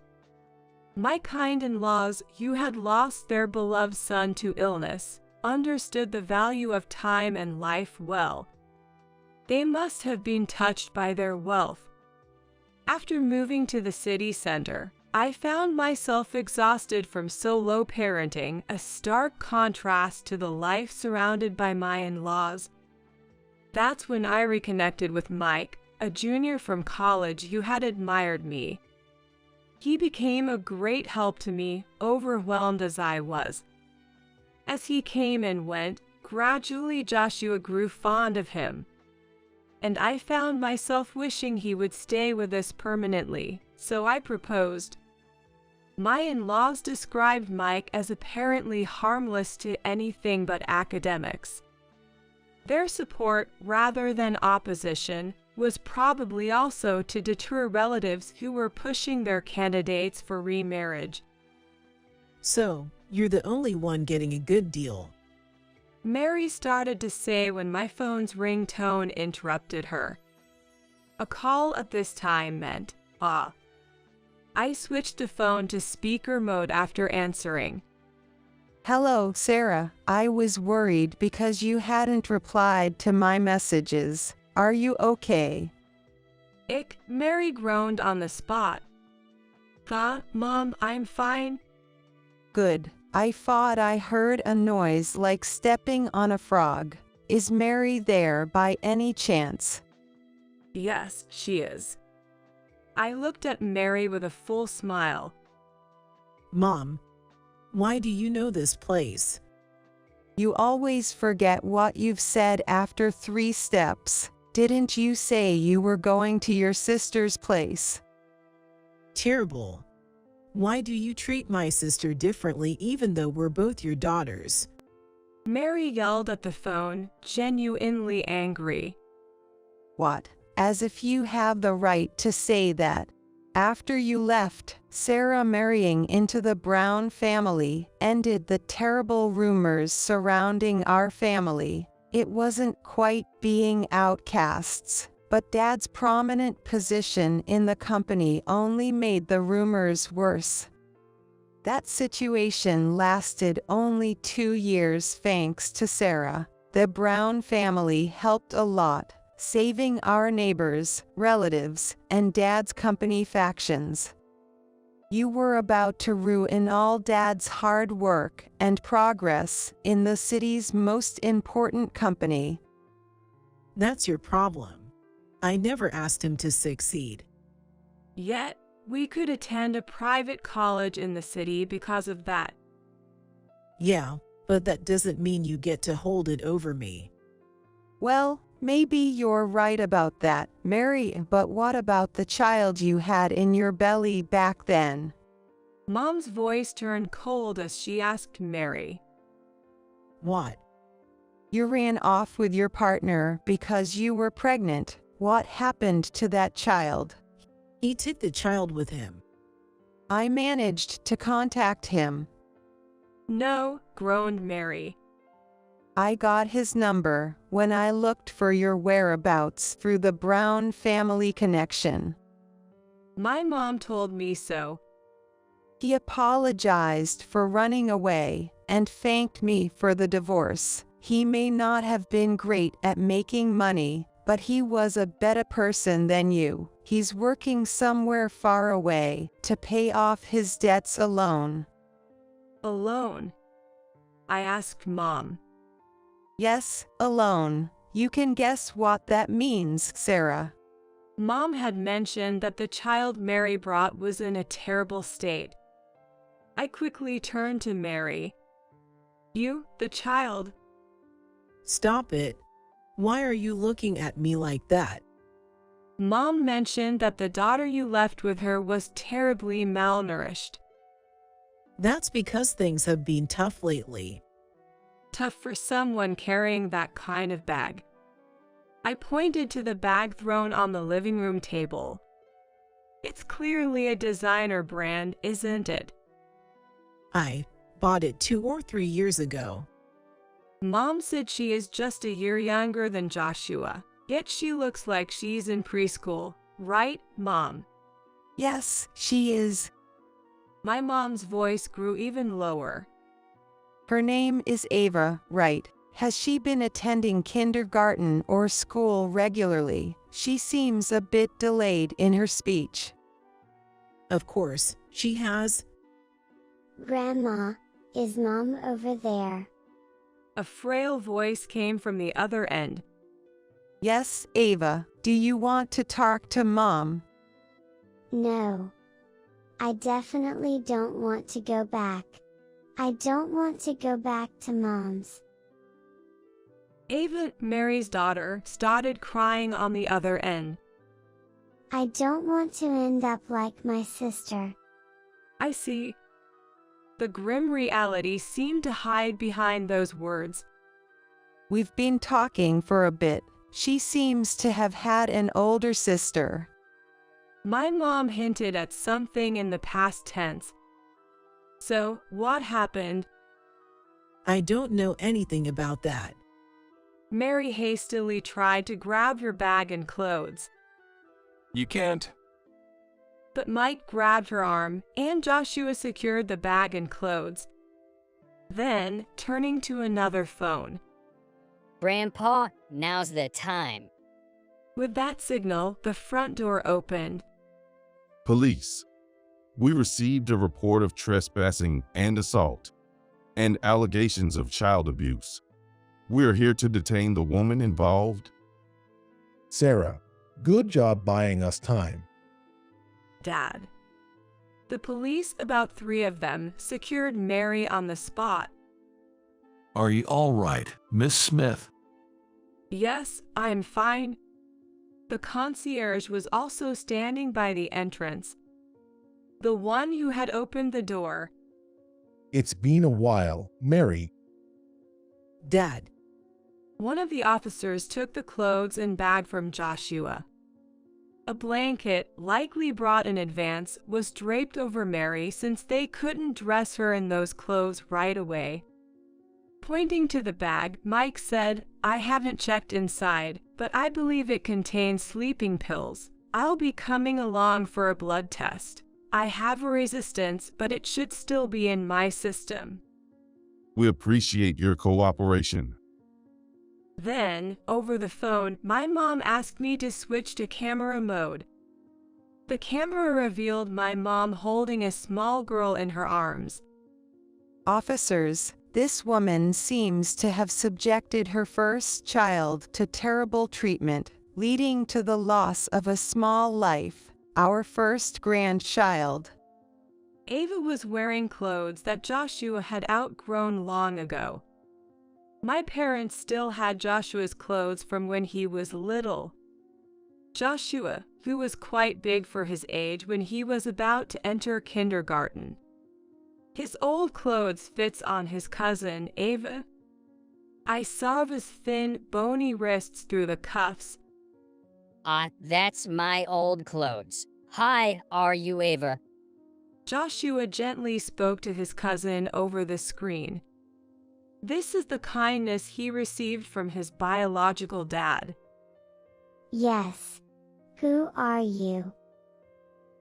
I'm Joshua, your cousin. I'm 1 year older, so I guess I'm your big brother. Big brother. With that, Ava, perhaps reminded of her lost sibling, started to cry again. You should come and play sometime. Okay, the girl nodded meekly through the screen. Then, Sarah, we'll take her away now. Sorry for the intrusion. Joshua, let's play chess with Grandpa later. Okay, I'll be waiting. Right after our exchange. What is this? Your own little soap opera. And here I am, having lost everything. Hearing this, I strode towards Mary and slapped her sharply across the face. No, violent woman. Officer, arrest her for obstructing public duties too. While restraining Mary, who was struggling, the officer gave me a wry smile and tried to calm the situation. I'm sorry, but I just had to say it to my sister. What do you want? Everything you've lost is because of your own actions. It's nobody else's fault. Nothing's coming back to you, and I won't let it. That child will be mine. Don't you ever dare get involved with us again. Let's go, everyone. Mike urged my dad. All right, see you later, Sarah. I'll be waiting, Dad. Take care, you all. After seeing them off, I collapsed onto the couch. Are you okay, Mom? I'm just really tired. It's good we did the shopping today. Oh. Indeed. What a day it had been. To think it had only been 6 hours since Mom's call. Later, Dad and Mike returned to say Mary would be detained by the police for a while. No bail. Absolutely not. Dad declared over a late dinner, his voice strained. She's already divorced, so there's no one on her side to take her in. Let's just get her tried quickly. Eventually, Mary was sentenced to actual jail time. She had caused her family back home great distress, led to the death of one child, and was now abandoned by the remaining child. Sometime later, my parents brought Ava to live with us. You've become so pretty. Joshua's words made Ava's face turn red. Where did you learn to talk like that, huh? Dad, stop. It tickles. Stop. Joshua laughed, playing with Mike. Watching this scene of an adoptive dad and son, Ava looked on in amazement. Are you sure, Auntie? She mumbled about staying with us. I had prepared myself to adopt her, believing it to be the best course of action. Initially, I considered letting her grow up with my parents. However, they feared she might endure stigma as that girl's child in our hometown. My parents planned to move closer to me after retirement. We settled on the idea of traveling together for the summer holidays and Christmas. Ava seems a bit behind in her studies, making it difficult for her to attend the same school as Joshua. Yet, our life promises to be far better than her previous one. With the source of turmoil gone, we can now focus on finding happiness. We have plenty of time. You're really clueless, aren't you? The inheritance, the inheritance. Hurry up and hand it over. As soon as she entered the front door, my sister-in-law barged in and started talking nonstop, clearly in a good mood. We were never close, so why now? I was bewildered when these words hit me. If it weren't for Mike's inheritance, I wouldn't come near this gloomy place. Indeed, to her, who is dressed head to toe in glitzy clothes and accessories, the house, where her brother Mike and his widow, me, live must seem gloomy. However, I fought my sister-in-law, who wouldn't even pay respects to the deceased Mike's altar, and brought up the inheritance while standing at the entrance, was much more insidious. This attitude of hers was not something new. She was arrogant about her looks and often harsh towards my gentle husband. I heard from my husband that she changed her tune dramatically and became ingratiating once he started succeeding and earning a substantial income. I was utterly appalled by her coldness. She barely visited him during his repeated hospital stays due to chronic illness, and didn't shed a single tear at the funeral. I had decided to cut ties with her, but the greedy sister-in-law would not allow that. Come on, I don't have all day. Hurry up, you must be busy, right? The sister-in-law, with her eyes sparkling childishly, was convinced she would receive the inheritance without a doubt. But I hold something that will distort that expression of hers. It's the last words from my late husband. This will explain everything. I am Sally. Widowed early in my mid-60s, I led a modest life, not growing taller than necessary. About a month ago, I lost my beloved husband. It was due to a worsening of a chronic illness that he had been dealing with for many years. My husband and I met and married when we were both in our 40s, so we didn't have any children. For 20 years, we supported each other, so the sense of loss at that time was significant. I even considered following him in death, wondering if there was any need to continue cooking for someone else since we had no children, but I lacked the courage, embarrassingly. Moreover, my late husband repeatedly told me, no matter what happens to me, don't get discouraged. You are an independent and wonderful woman. I couldn't ignore the words of my husband, now his last testament. Life changed drastically after my husband passed away. I was with him in the hospital at midnight, and right after, I was arranging the funeral, and everything proceeded smoothly. It was the only time I was saved from being sad or thinking about my husband in a daze. Encouraged by many, including my sister and her husband, who helped with the funeral preparations, I managed to get through that tumultuous month. I barely remember that time, but my sister later told me, "You did a fine job sending Mike off. He must be resting peacefully in heaven."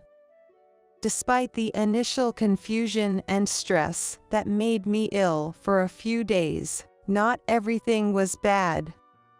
More people attended the funeral than I expected. Since my husband had originally worked for a nationally known company and was an executive at its headquarters, I expected that many people I did not know would be there.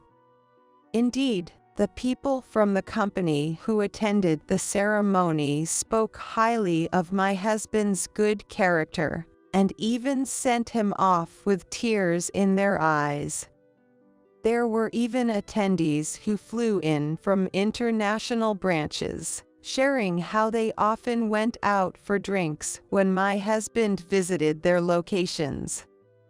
Though I regret not spending more time with each person, I diligently noted everyone's names and addresses to properly express my gratitude later through condolence returns. My sister and her husband helped greatly with these arrangements, so now I can finally catch my breath. I feel immense gratitude, thinking this too was due to my husband's gentle nature. While I want to boast about being blessed with such a wonderful person, I sometimes wonder if that was always the case, particularly because of my sister-in-law. The presence of my husband's sister, my sister-in-law, was the cause of the problem. She's significantly younger than my husband. Compared to women her age, she's youthful in appearance and manner, making her somewhat famous in our neighborhood. She's aware of her beauty and seems to enjoy polishing it daily. Up to this point, there was no issue.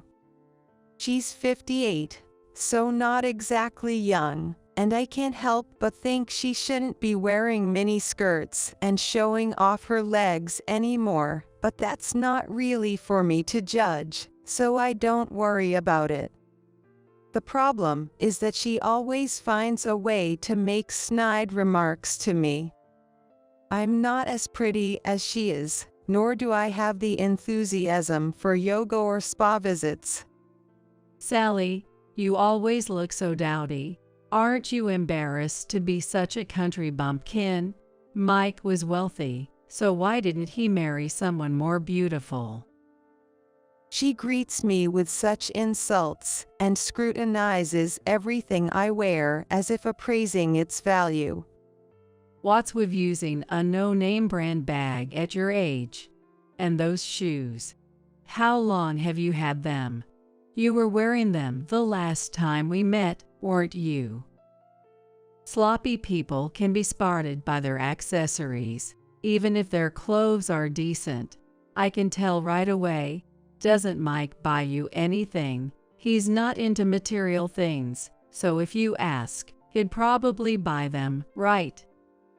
I have enough bags and shoes, though not as many as my sister-in-law.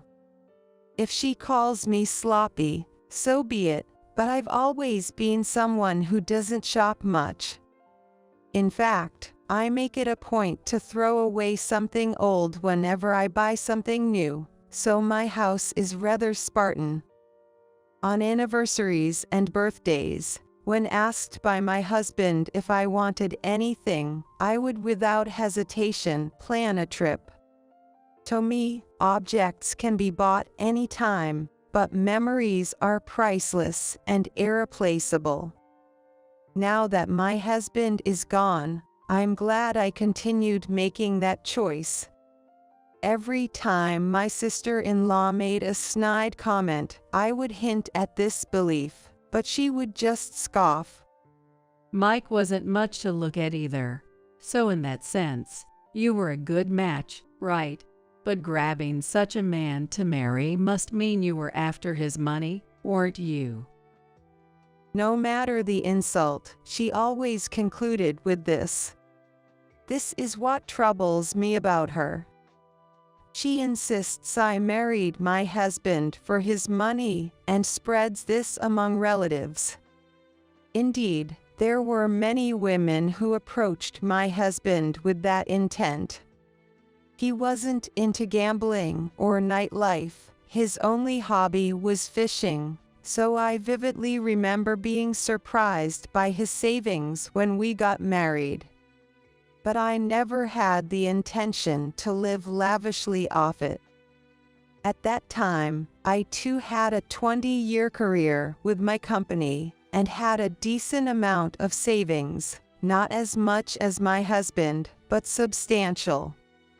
Our shared value of not overspending was one of the reasons we got married, not because I was after his money as my sister-in-law claimed. I explained this to her and asked her to correct the misunderstanding with relatives, but she never listened to me. She seems to have unilaterally decided that we don't get along and always finds something to criticize. My sister-in-law has always been competitive, and even my husband tried to avoid her when he was alive. Perhaps that's why she hardly helped with the funeral preparations. Although I was the chief mourner, she never once offered condolences when my husband started getting sick or when he was hospitalized. She even got angry when I contacted her about it, saying, "Don't bother me with such things." So I resolved never to tell her anything again, even in my heart. However, to avoid affecting my husband's condition, I pretended in front of him that his sister was concerned, telling him gentle lies. Ultimately, until his death, my sister-in-law never showed herself in front of my husband, and even at the wake, she acted as if she was reluctantly doing us a favor, like it was someone else's problem. Yet, the relatives around her would whisper, "She's been crying every day since she heard her brother was ill, almost losing her appetite and unable to shed tears. That's why she looks so drained. Maybe she didn't visit the hospital because she couldn't bear to see Mike in a weakened state." Hearing this, I was overwhelmed by an indescribable frustration, mixed with the shock of losing my husband, and I teared up right there. My sister-in-law, talked about as if she were a tragic heroine, looked too well-nourished to have lost her appetite, with no tear stains or swollen eyes. Despite telling me not to contact her, she acted meekly in front of the relatives. My sister, sensing my feelings, skillfully led me away. Otherwise, I might have lost my composure, yelled at the relatives. Realizing that my sister-in-law is selfish to the core, showing no respect even for the deceased, I resolved to limit any future interactions with her. I slowly sorted through my husband's belongings, balancing it with work and household tasks, while also healing emotionally. At first, every item of his that disappeared felt like erasing a memory, but I reminded myself that the memories with my husband were etched in my heart. While cherishing the time with those who occasionally visited the altar, I tried to regain my peaceful life. But, as expected, it was my sister-in-law who shattered this tranquility. She rang the doorbell and rattled the sliding door. "Sally, you're there, right? Your sister-in-law has come all this way, so open up." I never thought of her as my sister, but she yelled as if to make sure the neighbors heard. I was hanging laundry and couldn't pretend not to be home. "What were you doing? You made me wait so long. I almost got sunburned." As soon as I opened the door, before I could speak, she barged in. thrusting a fancy foreign brand shopping bag into my hands and starting to take off her shoes. "What's this all of a sudden?" I managed to ask, to which she dramatically sighed. "Look, I've been so busy and couldn't visit, right? I thought you might be feeling down, so I brought something nice." She snatched back the shopping bag she had handed me and began pulling out items while standing there. Jewelry, perfume, and fancy baked goods, none of which seemed appropriate for me. Did she really think I would be genuinely happy to receive these? Besides, my sister-in-law acted obnoxiously nice to me today. "I know I've been harsh to you, Sally, but you were the wife chosen by my only brother. I didn't want his wealth to fall into the hands of a gold digger. But seeing you at the funeral, I realized you were different. Only someone who truly loved Mike could shed so many tears and give a speech with disheveled hair, disregarding what others might think." She's not used to praising people, it seems. Even when trying to appease me, she comments on my appearance and actions. However, the way she looked at me seemed almost respectful, as if meeting someone she admired, infused with a certain passion. Despite my confusion over her abruptly changed demeanor, she continued to shower me with compliments. Feeling increasingly suffocated by the presence of someone whose true thoughts were inscrutable, I gently said, "I'm sorry, but I haven't settled the estate yet. The house isn't in a state for visitors, so perhaps you could just pay your respects to Mike." Then, with her usual cold gaze, she looked at me and shouted, "You really are oblivious. Do you think I came here just to see your gloomy faces?" "It's about the inheritance. Isn't that obvious? You shouldn't have to make me say it." "Excuse me." Confused by my sister-in-law's demanding gesture, palms up as if waiting to receive something, I was at a loss. "How long do you think I've waited? I have a pretty good idea of how much Mike earned, so I know roughly how much I should get from the inheritance. Even if you try to hoard it, Sally, it's futile. Hand it over now. If you think of deceiving, I'll call the lawyers and the police."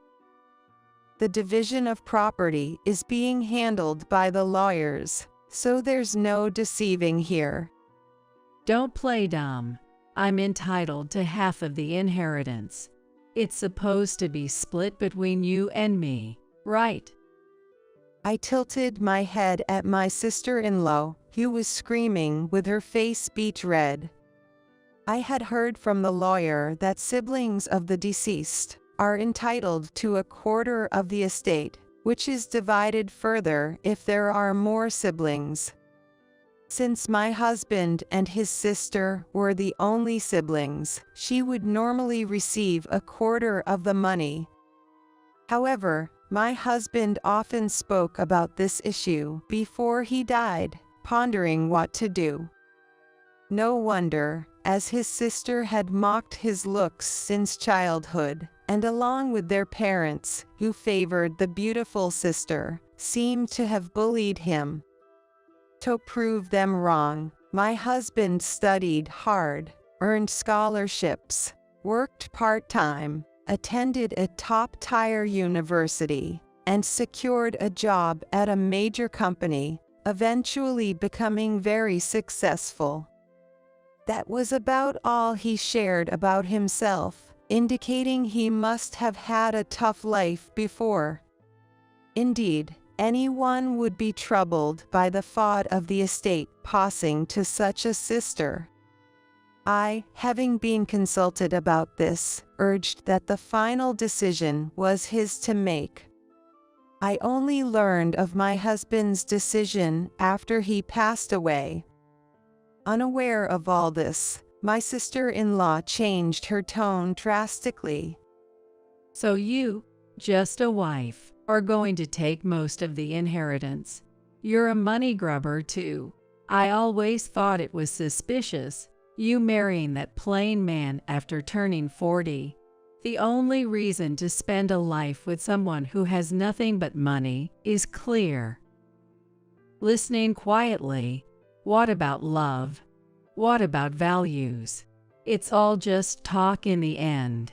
Give me half of my share right now, and I'll disappear. So hurry up. Her sweet words and gifts seemed aimed at wresting my inherited wealth.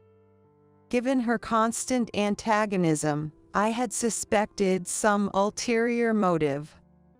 Her loudly screaming at the entrance of the house, where my husband's altar stood, confirmed her extreme lack of morals. I wondered what my husband, listening quietly from heaven, would think, and told my sister-in-law to wait while I fetched a certain document. Her eyes lit up upon hearing this, saying things like, "You really are understanding, Sally, and let's go have some fancy French food with that money." I didn't respond to her pace, and brought the document from the back of the room to give to her. "Here, from Mike, this is for you." What I handed her was my husband's last letter, his will. Upon realizing this, she quickly unfolded the tri-folded paper and scanned through it.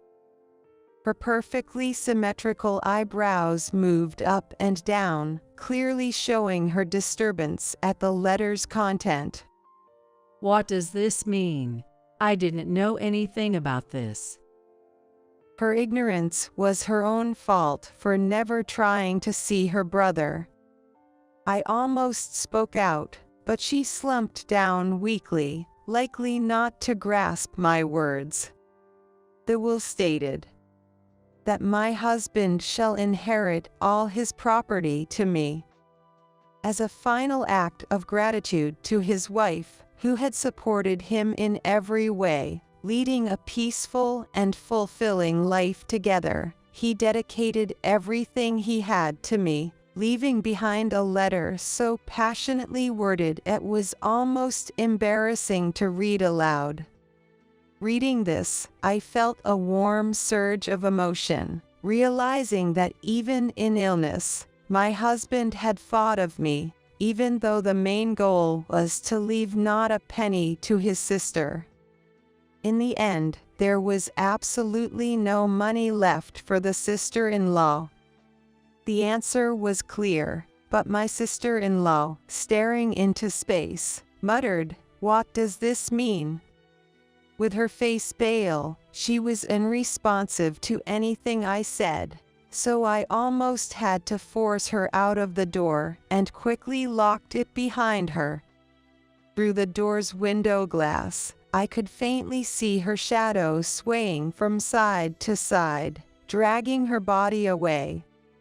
I thought she wouldn't bother me after reading the will, but to my dismay, she called me the next afternoon. I never thought you were such a vile person, Sally. You deceived me so well. Even over the phone, I could feel the intensity of her fury, giving me chills.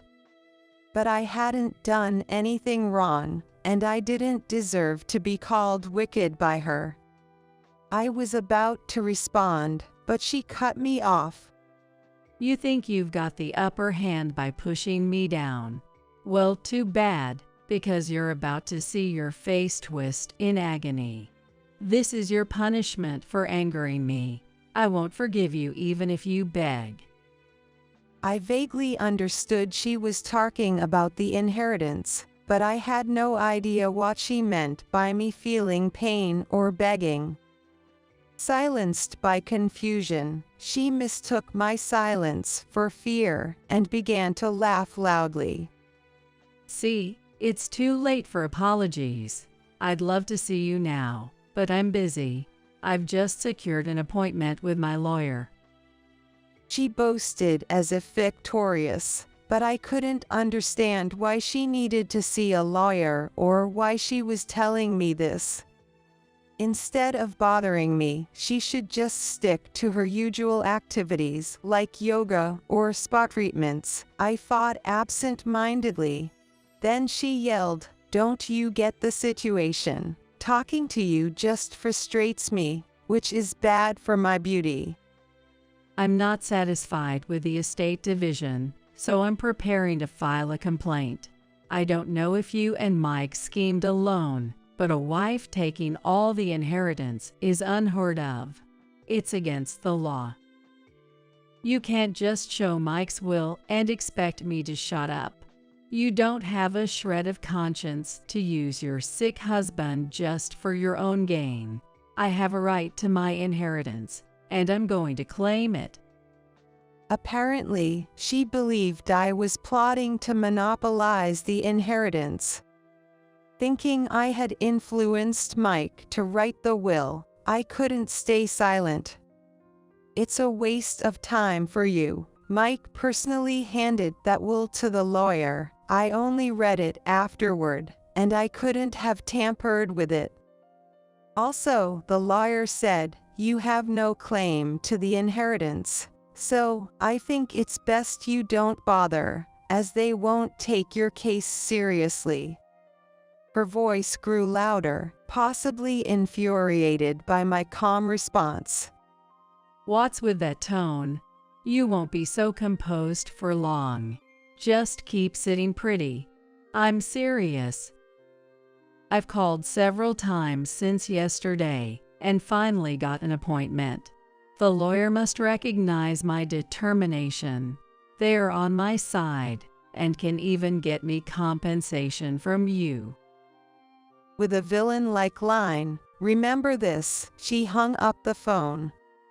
I couldn't fathom why she called, as she wouldn't have listened to anything I said. Perhaps she thought the mention of a lawyer would unsettle me. Far from reflecting on not receiving a penny from her brother, she was determined to take it by any means, which was almost refreshing. Months passed without incident, and I managed to tidy up my husband's cluttered study. Gradually packing up, I left our home filled with memories of my husband. He had always wanted to retire to a quiet house in the suburbs, so I decided to fulfill that wish. I sold the house and land we lived in, and used the proceeds as a down payment to move to the area where my sister and her husband live. It's regrettable we couldn't do it while my husband was alive, but our dog Maya, who lived with us for over 10 years, was delighted with the new home. She frolicked on the smooth flooring, so I bought a light-colored carpet to prevent strain on her legs from slipping. Letting go of our old home meant fewer possessions, but it also meant I could gradually create a more comfortable living space, which gave me something to look forward to. Yet, the eerie feeling of my husband not being there lingered, making the sparse furniture seem even lonelier. Especially when Maya was asleep, I found myself lost in thought, though I knew it wasn't good for me. One day, my phone rang as if to interrupt my hazy feelings. I jumped up and picked up the phone without checking who was on the other end of the line. You're going to kick me to the bone, you pestilence. It was my sister-in-law. Her sudden yelling woke me up completely, but I still had no idea what she was on about. Sensing my silence, she continued without waiting for a response. It's your fault I'm getting divorced, because the inheritance didn't come through. What? My absurd response was just a guess at her meaning. She probably told her husband they would get my husband's inheritance, and their relationship soured when it vanished. But to reach divorce over not getting an inheritance speaks volumes about the fragility of their marriage. It's not fair to dump their issues on me. Why don't you apologize instead of staying silent? Your fault we can't make ends meet. What am I supposed to do all by myself? You could get a job. You're still young, in your 50s. She fell silent after my calm reply. Maybe she was irritated by the words "just work," or maybe she was caught up in the term "in her 50s." Whatever the case, my sister-in-law needs to get her feet on the ground and accept reality. If you lived on your husband's salary, you shouldn't need the inheritance. Why the divorce? He was after Mike's wealth from the start. He said, "If we're not getting your brother's inheritance, you're useless to me. You're just a woman with good looks and money, decades spent together, all for nothing. I want my time back." It was an intense argument. Why should I be the one getting yelled at? He's the pitiful one, earning so little. I want my time back. I only met my sister-in-law's husband when they got engaged, and then at holiday family gatherings. Like her, he favored flashy brands and luxury cars, giving off a frivolous impression. Her comment about his low salary suggests they probably both relied on approaching others for money. They surely had no savings and must have been living off my brother-in-law's income. Given the luxury items both my sister-in-law and her husband flaunted, they had no right to complain, having indulged themselves with his money. He married her out of selfishness and a penchant for extravagance, so it was all his own doing. I even got turned away by the lawyer I consulted, who confirmed there was no inheritance for me. Everyone's against me, but you're the one I can't forgive. If you hadn't been around, none of this would have happened. My sister-in-law apparently went to her lawyer, even though I had called to stop her. As I said, it was a wasted opportunity and a red herring. Sally, you must have brainwashed my husband, right? He said he should have married someone like you. Why does your name come up in his words? You must have been seducing him behind my back. How does that even make sense? I don't even have your husband's contact information. Lies. My husband has never praised a plain woman like you before. You must have seduced him and had an affair. Confess, and I might forgive you if you give me the inheritance. This conversation is pointless. Overwhelmed by her absurd accusations, I ended the call. The house was already being demolished, and the land was sold, so her showing up would be futile. I hadn't shared my new address, so our chances of meeting were nearly non-existent. I immediately set up a call block, deciding to live peacefully from now on. About 6 months passed, and I adapted to life with my dog, Maya. I dined out once or twice a month with my sister and her husband, enjoying my days. Sometimes we ate in the room with my husband's altar, which he probably appreciated. Thanks to regular health checks, my recent medical exam showed no issues, and local shops provided convenience, leaving me with little worry. The only concern was a call from the social services a few months back. Divorced and broke, my sister-in-law had applied for welfare.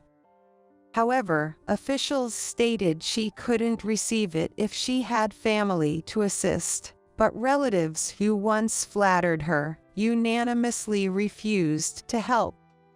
Her lavish past was well known, leading to her isolation from family. Social services then contacted me, but given her past actions and motives, I felt no obligation to help. I don't care if she was on good terms with my husband before he died, but since she and her ex-husband joined forces and slipped up together, only looking for money, and did not even behave properly at the funeral, I have no right to do anything about it now.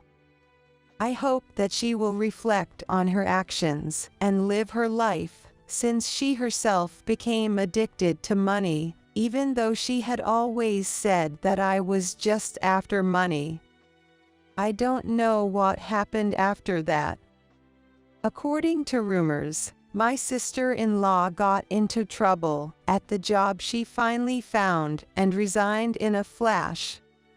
The neighbors of the house where my sister-in-law was living found out that her ex-husband was no longer around and moved out.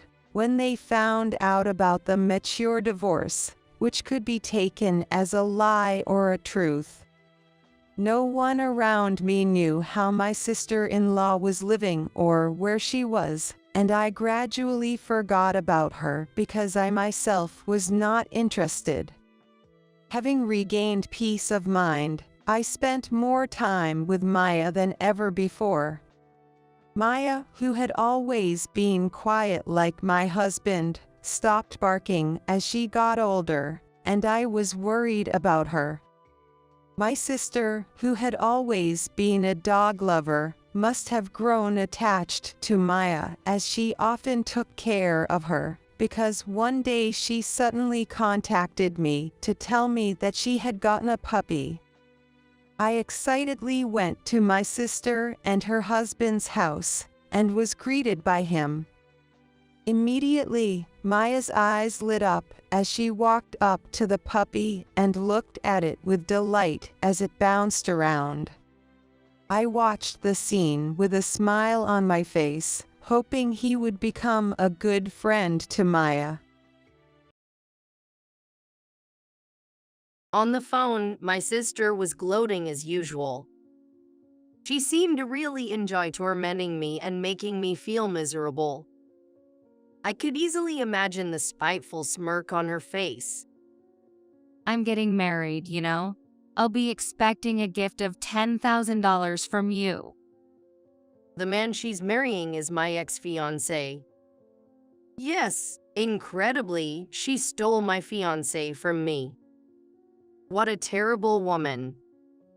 It's really sickening to think I'm related to her by blood.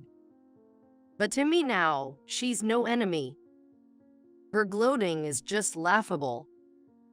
I won't let her have her way anymore. I responded as cheerfully as I could. Sure, I'll be there with my husband, the CEO who makes $300 million a year. I could picture the confused look on her face. Before she could ask any probing questions, I hung up. It's going to be a tearful wedding. Tears of regret, not joy. My name is Emily, and I'm 33 years old. Ever since I can remember, I've been trampled on by my sister. My sister, Lisa, is 2 years older than me.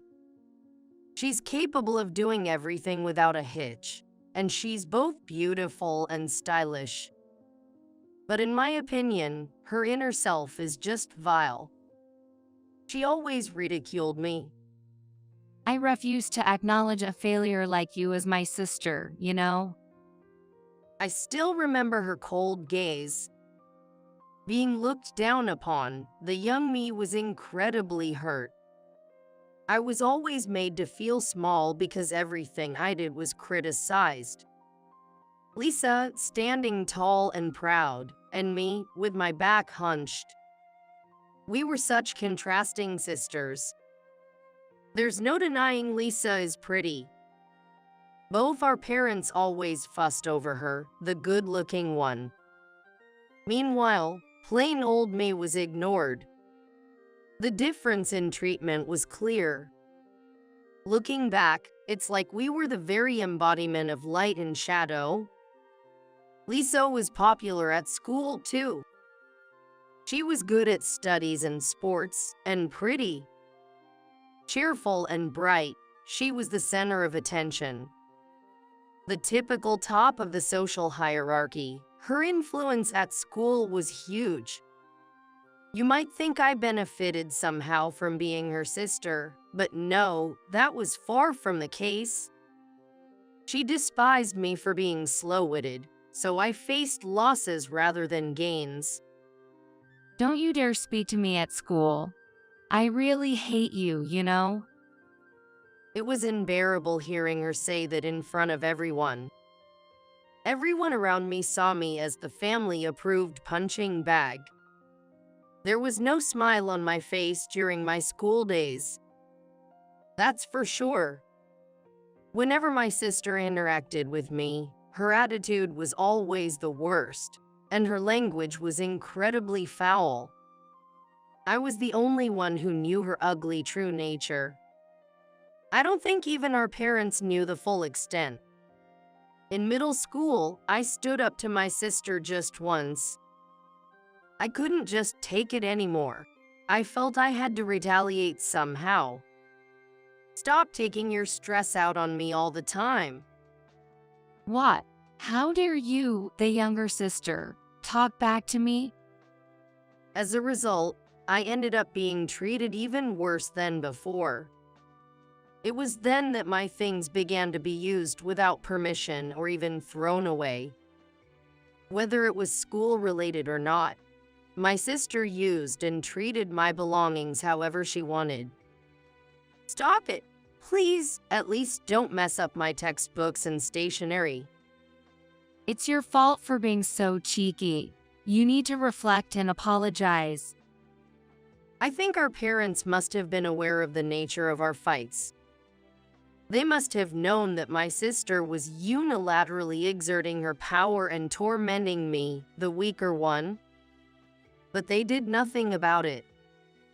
As long as it made my sister happy, what happened to me didn't matter to them. Our other relatives were no different. No one would reprimand my sister. No one would help me. I still despise my parents and relatives for that. They are as guilty as my sister. My sister would act sweet in front of the family but show her demonic nature only to me. My parents, who must have had an inkling of her two-faced nature, chose to ignore it. Relatives, too, side as an issue between the parties involved and opted to remain bystanders. In such a toxic environment, it was inevitable that I, a naive child, would develop a distrust of people. I became isolated, withdrawn, and as I grew up, I turned into an increasingly introverted and quiet woman. I wanted to cut ties with my sister, parents, and relatives as soon as possible and start a completely new life. That became a vague dream of mine. Imagining myself living freely, liberated from all ties, helped me preserve my fragile mind. However, an incident that cemented the hostile relationship between my sister and me happened. When she was a freshman in college and I was a sophomore in high school. At that time, I was at the peak of happiness. I had a boyfriend for the first time in my life. I was surprised myself that someone as negative as me could have a boyfriend. His name was Joe. We were in the same grade, both library committee members, and similarly introverted. I think our wavelengths just matched. We got to know each other through a slight connection and quickly became close. Some people teased us, calling us the gloomy couple, but we ignored them. Let them say whatever they want. No one could interfere with us. That's how strongly I felt. I was so intoxicated with the first sense of fulfillment that I seemed to lose sight of everything around me. And then I made a mistake. Carried away, I revealed to my parents about my boyfriend. I've been dating a boy my age. His name is Joe. My parents always compared me to my sister, calling me slow and making fun of me. I wanted to prove to them that I could get a boyfriend too. There's no doubt that my heart was overflowing with such show-off feelings at the time. It might have been wrong of me. A while after summer vacation began, the daily messages from Joe suddenly stopped. What's wrong? Did something happen? I asked in emails, but there was no reply. Normally, you would check with mutual friends in such a situation. But unfortunately, we didn't have any. I didn't have the courage to visit his house either. Exactly 2 weeks after the communication ceased, Joe emailed me saying goodbye. It wasn't a joke. I couldn't just accept being broken up with without knowing why. I called him to find out why he suddenly wanted to break up. Please tell me the reason. I can't accept this without understanding why. Joe just kept repeating, I'm really sorry. In the end, I never got a detailed explanation. All I could do was accept the breakup he announced. From that afternoon until midnight, I cried nonstop without eating anything. A few days later, when I visited a mall for an errand, I encountered a scene that made me doubt my eyes. My sister and Joe were walking arm in arm. What the hell is this? What's going on? I yelled right there, not caring about the eyes of passers-by. I was boiling with anger towards my sister and Joe. My sister pulled Joe closer as if to flaunt him and smirk. Joe says he prefers me over you. I can't believe this. Who normally steals their sister's boyfriend? Say whatever you want. A gloomy loser like you having a boyfriend is a century too early. Joe just hung his head, looking sorry and not moving. He seemed ashamed of his fickleness, yet also resigned. I later found out that my parents had told my sister about Joe. Upon learning that I had a boyfriend, my sister said it was presumptuous of me. The surprise came next. During her summer break from college, my sister approached Joe multiple times. Joe, tempted by my experienced sister, quickly fell into her hands. Well, we'll take our leave then. Being alone suits you better. I was overwhelmed with rage. What made me even angrier was what happened afterward. The day after we met at the mall, my sister dumped Joe. I think she felt satisfied with the harassment she inflicted on me and no longer needed him. Joe called me wanting to meet and apologize in person, saying he wanted to start over. There was no way we could. I rejected him and confirmed our breakup again. I couldn't stop crying. Until my college days and up to my 5th year as a working adult, there wasn't much to write about. I excluded my sister from my life and lived trying not to remember the unpleasant things. Since I still resented my parents and relatives, I didn't go back home, not even for the holidays or Christmas. The only time I willingly returned home was when a gathering for adults was held in my hometown. I had resolved never to set foot there again after that event. At the time, my sister was a senior in college, enjoying her last year to the fullest. She came back at the same time as me and got drunk, rambling on and on. My current boyfriend is the worst. Can you believe he's cheating on me, even though he has me? The world is vast, and there are always better people out there. It seemed there were many women at university prettier than my sister. She vented her frustration about not always being the top until she was satisfied. I got my second boyfriend when I became comfortable with my job and had some breathing space in life. We met through a friend's introduction. His name was Tyler, an elite banker. Both my parents are bankers, so I guess I'm a thoroughbred. Saying that he liked curious-looking women like me. He always made me feel good. Because of the bitter memories from high school, I told no one about my boyfriend. After a year of dating, Tyler proposed to me, and I was finally able to get engaged.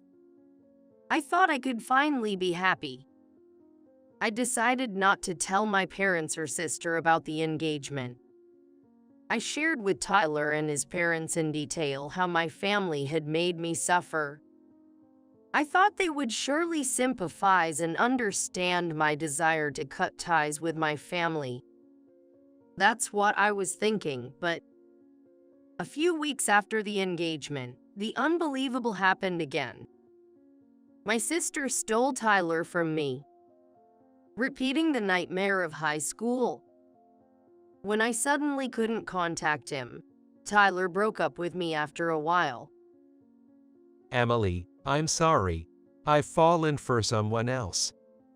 You're kidding, right? Tell me it's not my sister, please. How did you know? I was utterly confused. I had kept my relationship with him a secret. I hadn't told anyone in my family, nor had I planned to. Yet somehow, my sister found out. Why though? What caused this? That's when I started to consider revenge and thoroughly investigated my sister, especially how she got my information. Life is strange. In the process of taking action, I also had a special encounter. Time flew by, and 3 years after Tyler broke up with me, I received a call from my sister. She was getting married to Tyler. We're getting married. I'll be expecting a wedding gift of $10,000. It was going to be a garden wedding. She was gloating as usual. After all, she was marrying my ex-fiancé. The perfect ingredient to torment me and make me miserable. I could easily imagine her spiteful smile, much to my disgust. What a terrible woman. It's just too painful to know that I'm related to someone like her by blood. But 3 years can change a person and their destiny. To me now, my sister is no longer an enemy. Her gloating is just ridiculous. I won't let her have her way anymore. I responded as brightly as I could. Sure, I'll go with my husband, the CEO whose company makes $300 million a year. I could picture my sister's confused face. Before she could ask any detailed questions, I ended the call. The wedding day would surely be filled with tears. Tears of regret, not joy. On the day of my sister's wedding, I revealed that I was already married. Not just my sister, but also my parents and other relatives were surprised. Why didn't you tell your family something so important?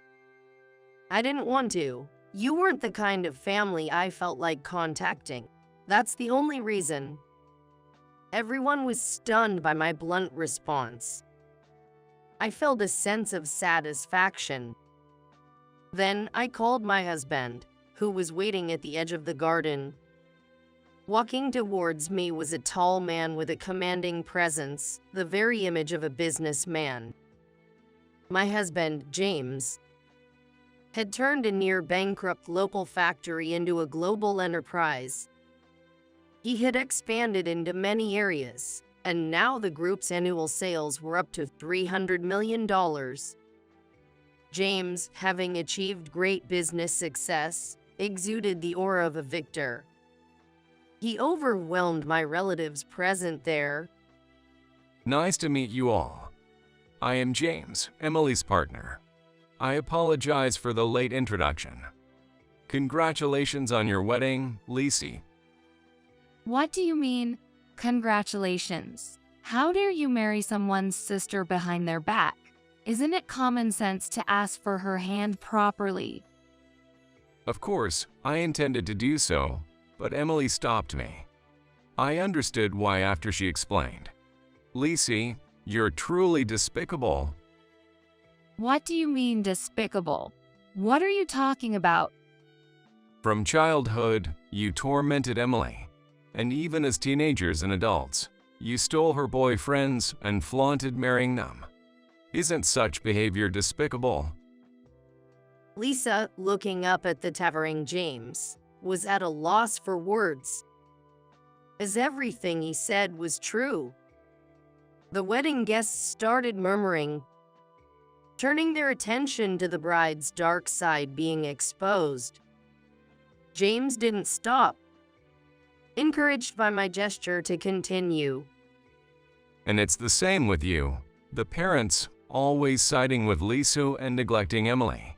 And the relatives too. Don't you know the meaning of fairness? Looking back, isn't it natural for Emily to disown you? No one could respond. My parents hung their heads like scolded children. Despite being much older than James, then Tyler, the man who was my fiancé until 3 years ago, approached. Having been seduced by Lisa to leave me, an elite banker. When he realized James was speaking, Tyler started to grovel. James, what brings you here? Today is my wedding. Hey Tyler. I know, congratulations. Your wife told mine to bring a $10,000 wedding gift. I wanted to see what kind of woman would say such a thing. What, Lisa, you did? And wife, James's wife, could it be? Tyler looked back and forth between me and James, bewildered. When I nodded in affirmation, Tyler's mouth hung open in shock. So Tyler, James, a top executive of a major corporation, was someone he could not afford to displease. Discovering that the woman he discarded had married such an influential person naturally threw him off balance. James, on my behalf, continued to sternly address Tyler, who was visibly flustered. We always appreciate the services of your bank, and you've had your share of troubles dealing with us. But Tyler, it's pretty low of you, isn't it? Low, you say? You were engaged to Emily, right? Yet you chose her sister over her. Didn't you feel any remorse towards Emily? And to invite her to your wedding, that's in poor taste, to say the least. I never thought you were that kind of person. No, it's not like that. I was against inviting Emily, but… Save your excuses. I don't want to entrust our group's finances to a bank that employs such unprincipled people. I'm considering changing our main bank. Tell that to your president from me. Please, not that. I can't make such a report. Tyler was prostrating before James, begging for forgiveness. A pitiful sight for one of the day's main characters. Seeing her partner in such a state, my sister trembled. Not enough. This won't settle it. I didn't let up. Wait, James. In a way, Tyler is also a victim. The real culprit is my sister, right, Tyler? You felt sorry for me and suggested not inviting me to the wedding, but she insisted. Isn't that right? Yes, exactly. Lisa went ahead with her plans, saying she wanted to harass Emily to the end. I tried to stop her. It was terrible. Tyler, how can you say that? You're making me out to be the villain. I'm just stating the facts. You had such a malicious look on your face back then. Just as I intended, the newly vowed couple started to bicker in the chapel. I raised my voice so the surrounding relatives could hear. That's her true nature. Since we were kids, she's been mean to me, spouting abusive words and stealing my boyfriends. Yet, she was adored by everyone around her. I continued exposing the harsh truth about my sister, her two-faced nature, how she commanded me not to speak to her in public, her overt disdain, her theft and misuse of my belongings, and how she even sold some of them. I didn't want to recall it, but I recounted how she stole my first boyfriend in high school. The day after flaunting her relationship with that boyfriend, she dumped him. She was done harassing me, so he was no longer of use to her. Be careful, Tyler, not to meet the same fate. It's not like that. There was another reason we broke up. I can't remember right now, but it wasn't because the harassment was over. My sister frantically tried to defend herself, but no one believed her. The atmosphere was telling. I could also tell from everyone's expressions. They were appalled. The garden wedding had turned into an away game for the bride. Right? You can't just dump Tyler. Marrying an elite banker isn't something anyone can easily do. I was devastated 3 years ago. Do you understand how it feels to have your fiancé stolen, sister? Probably not. It's your fault for being slow-witted. Really? I don't think so. It's much worse to secretly approach and steal your sister's fiancé. Oh, I get it. You don't realize you're doing something wrong. That's why you can do such things so easily. Emily, enough already. Who should be saying enough? Stop messing up people's lives. I've done my research, you know. Sister, you were always chasing after other people's men in college, garnering plenty of resentment, right? My sister stepped back, unnerved. She was scared, not knowing how much I knew. I was aware of almost everything about her college life, which is just as I touched upon a moment ago. How she repeatedly seduced and stole other women's boyfriends, earning nicknames like Crusher or Man-Eater. The dark side of a beautiful, academically successful college student. It reveals her hidden nature. Such a dishonorable reputation. You stole people's boyfriends to affirm your own attractiveness, right? You wanted to bask in a sense of superiority and then discarded them quickly. What you did was despicable, wrong, and shameful. As your sister, I'm embarrassed. Stop. Don't make things up. Making things up. You're the one lying. I told you, I've done thorough research. I met with each victim personally and heard their stories. Remember Ashley, Monica, Yolanda, Heather, Rachel, and Rose? They all had their boyfriends stolen by you, and they still resent you to this day. When I named these specific individuals, my sister's complexion changed. She realized her excuses were futile, having been relentlessly counted by the sister she always looked down upon. Now she was utterly deflated. Neither our parents, relatives, nor the wedding staff could stop me. Even if they tried, James intervened. Feeling it was time, I decided to deliver the final blow to my devastated sister. By the way, how did you find out about my engagement with Tyler 3 years ago? I didn't tell anyone. As James mentioned earlier, I despised everyone, so I had no intention of sharing even after getting married. Tyler and his parents understood that. Well, someone told me. Who was it? When I was in high school, it was our parents who informed you about my boyfriend, right? You interfered, saying I was too presumptuous. But it's different now. I haven't told anyone in our family. No one I met after starting work had any connection to my sister. Yet, she knew about my engagement with Tyler and meddled. Who told you? Who enabled this? I pressed on. I don't know. I can remember. Does it matter right now? It matters a lot. Lisa, lying only makes things worse. Just be honest. No one informed you about me and Tyler, right? So how did you find out? What? What are you trying to say? I turned my smartphone screen toward my sister for everyone to see. Displayed was an image of her and a scene of her entering my room without permission. She turned pale and froze in shock. Surprised, I thoroughly investigated how my relationship with Tyler back then came to light. I considered all possibilities and found it. Lisa, you planted a bug in my room. That's why you knew everything. Bugging? No way. Lisa, did you bug your own sister? Her breathing became erratic, and she began shaking her head in denial.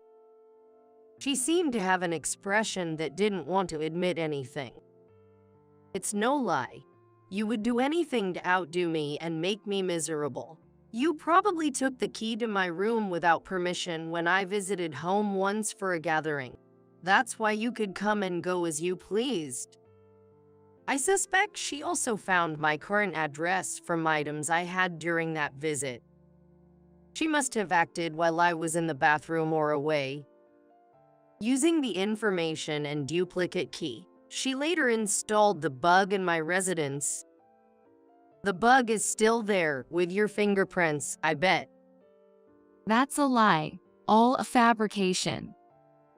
But how else can you explain having a key to my room? You've been entering my house, right? Were you there to replace the bug? Didn't you notice the camera? Under current law, bugging itself may not be criminal, but illegal entry is. Are you prepared for the consequences, Lisa? But I'm the older sister. What's wrong with entering my sister's room?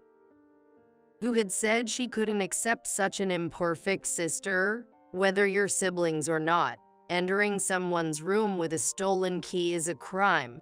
I'll have James's lawyer friend help, and we'll formally charge you. I will make her admit her guilt through a trial or whatever it takes. Then I will make her apologize until she's thoroughly remorseful. That's the extent of my revenge. For now, it's still ongoing. The venue fell silent. The sky seemed empty. My sister sat down and began to cry. Instead of comforting her, Tyler looked down and said, Sorry, can we pretend this marriage never happened? What? What are you talking about? Stop saying weird things. What's weird about it? It's only natural to want a divorce. I knew you could be scary, but I never imagined you were this despicable. I want a divorce. No way. I will never agree to a divorce. James, Emily, I'm truly sorry for all the trouble. I will end my relationship with this woman, so please continue to support our company as before. No way. Unbelievable. Traitor. My sister, unable to bear it, began crying and tried to lash out at Tyler, but our parents held her back. There was nothing about my sister to sympathize with.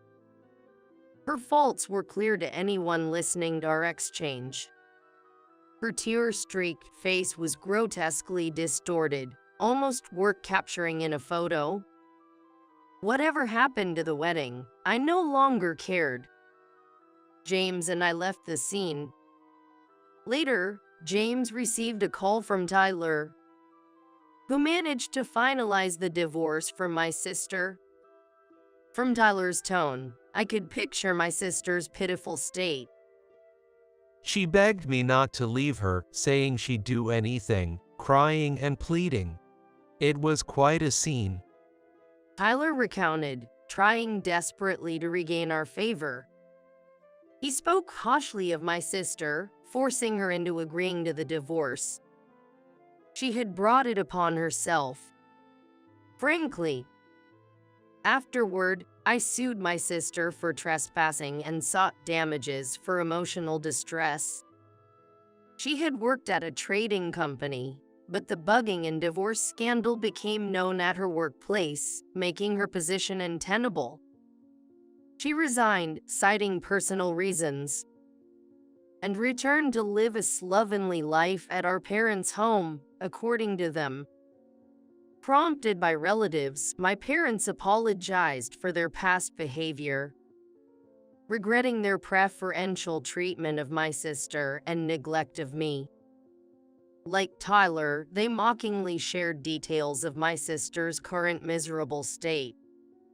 She couldn't adjust to a lower standard of living, wasting money despite being jobless, rapidly depleting her savings, and resorting to begging our parents for money. Her appearance also suffered. Stress eating caused her to gain weight rapidly, erasing any traces of her former beauty. Now a neglected woman in her 40s, she does nothing but complain. If she has the energy to complain about others, there's no need to worry about her. I advised my parents over the phone not to pamper her too much. It would be better for her to work and face herself, for her own sake, realizing her foolish actions. My parents suggested I visit with James, but I politely declined. A couple of apologies won't make amends. I won't set foot in my hometown again.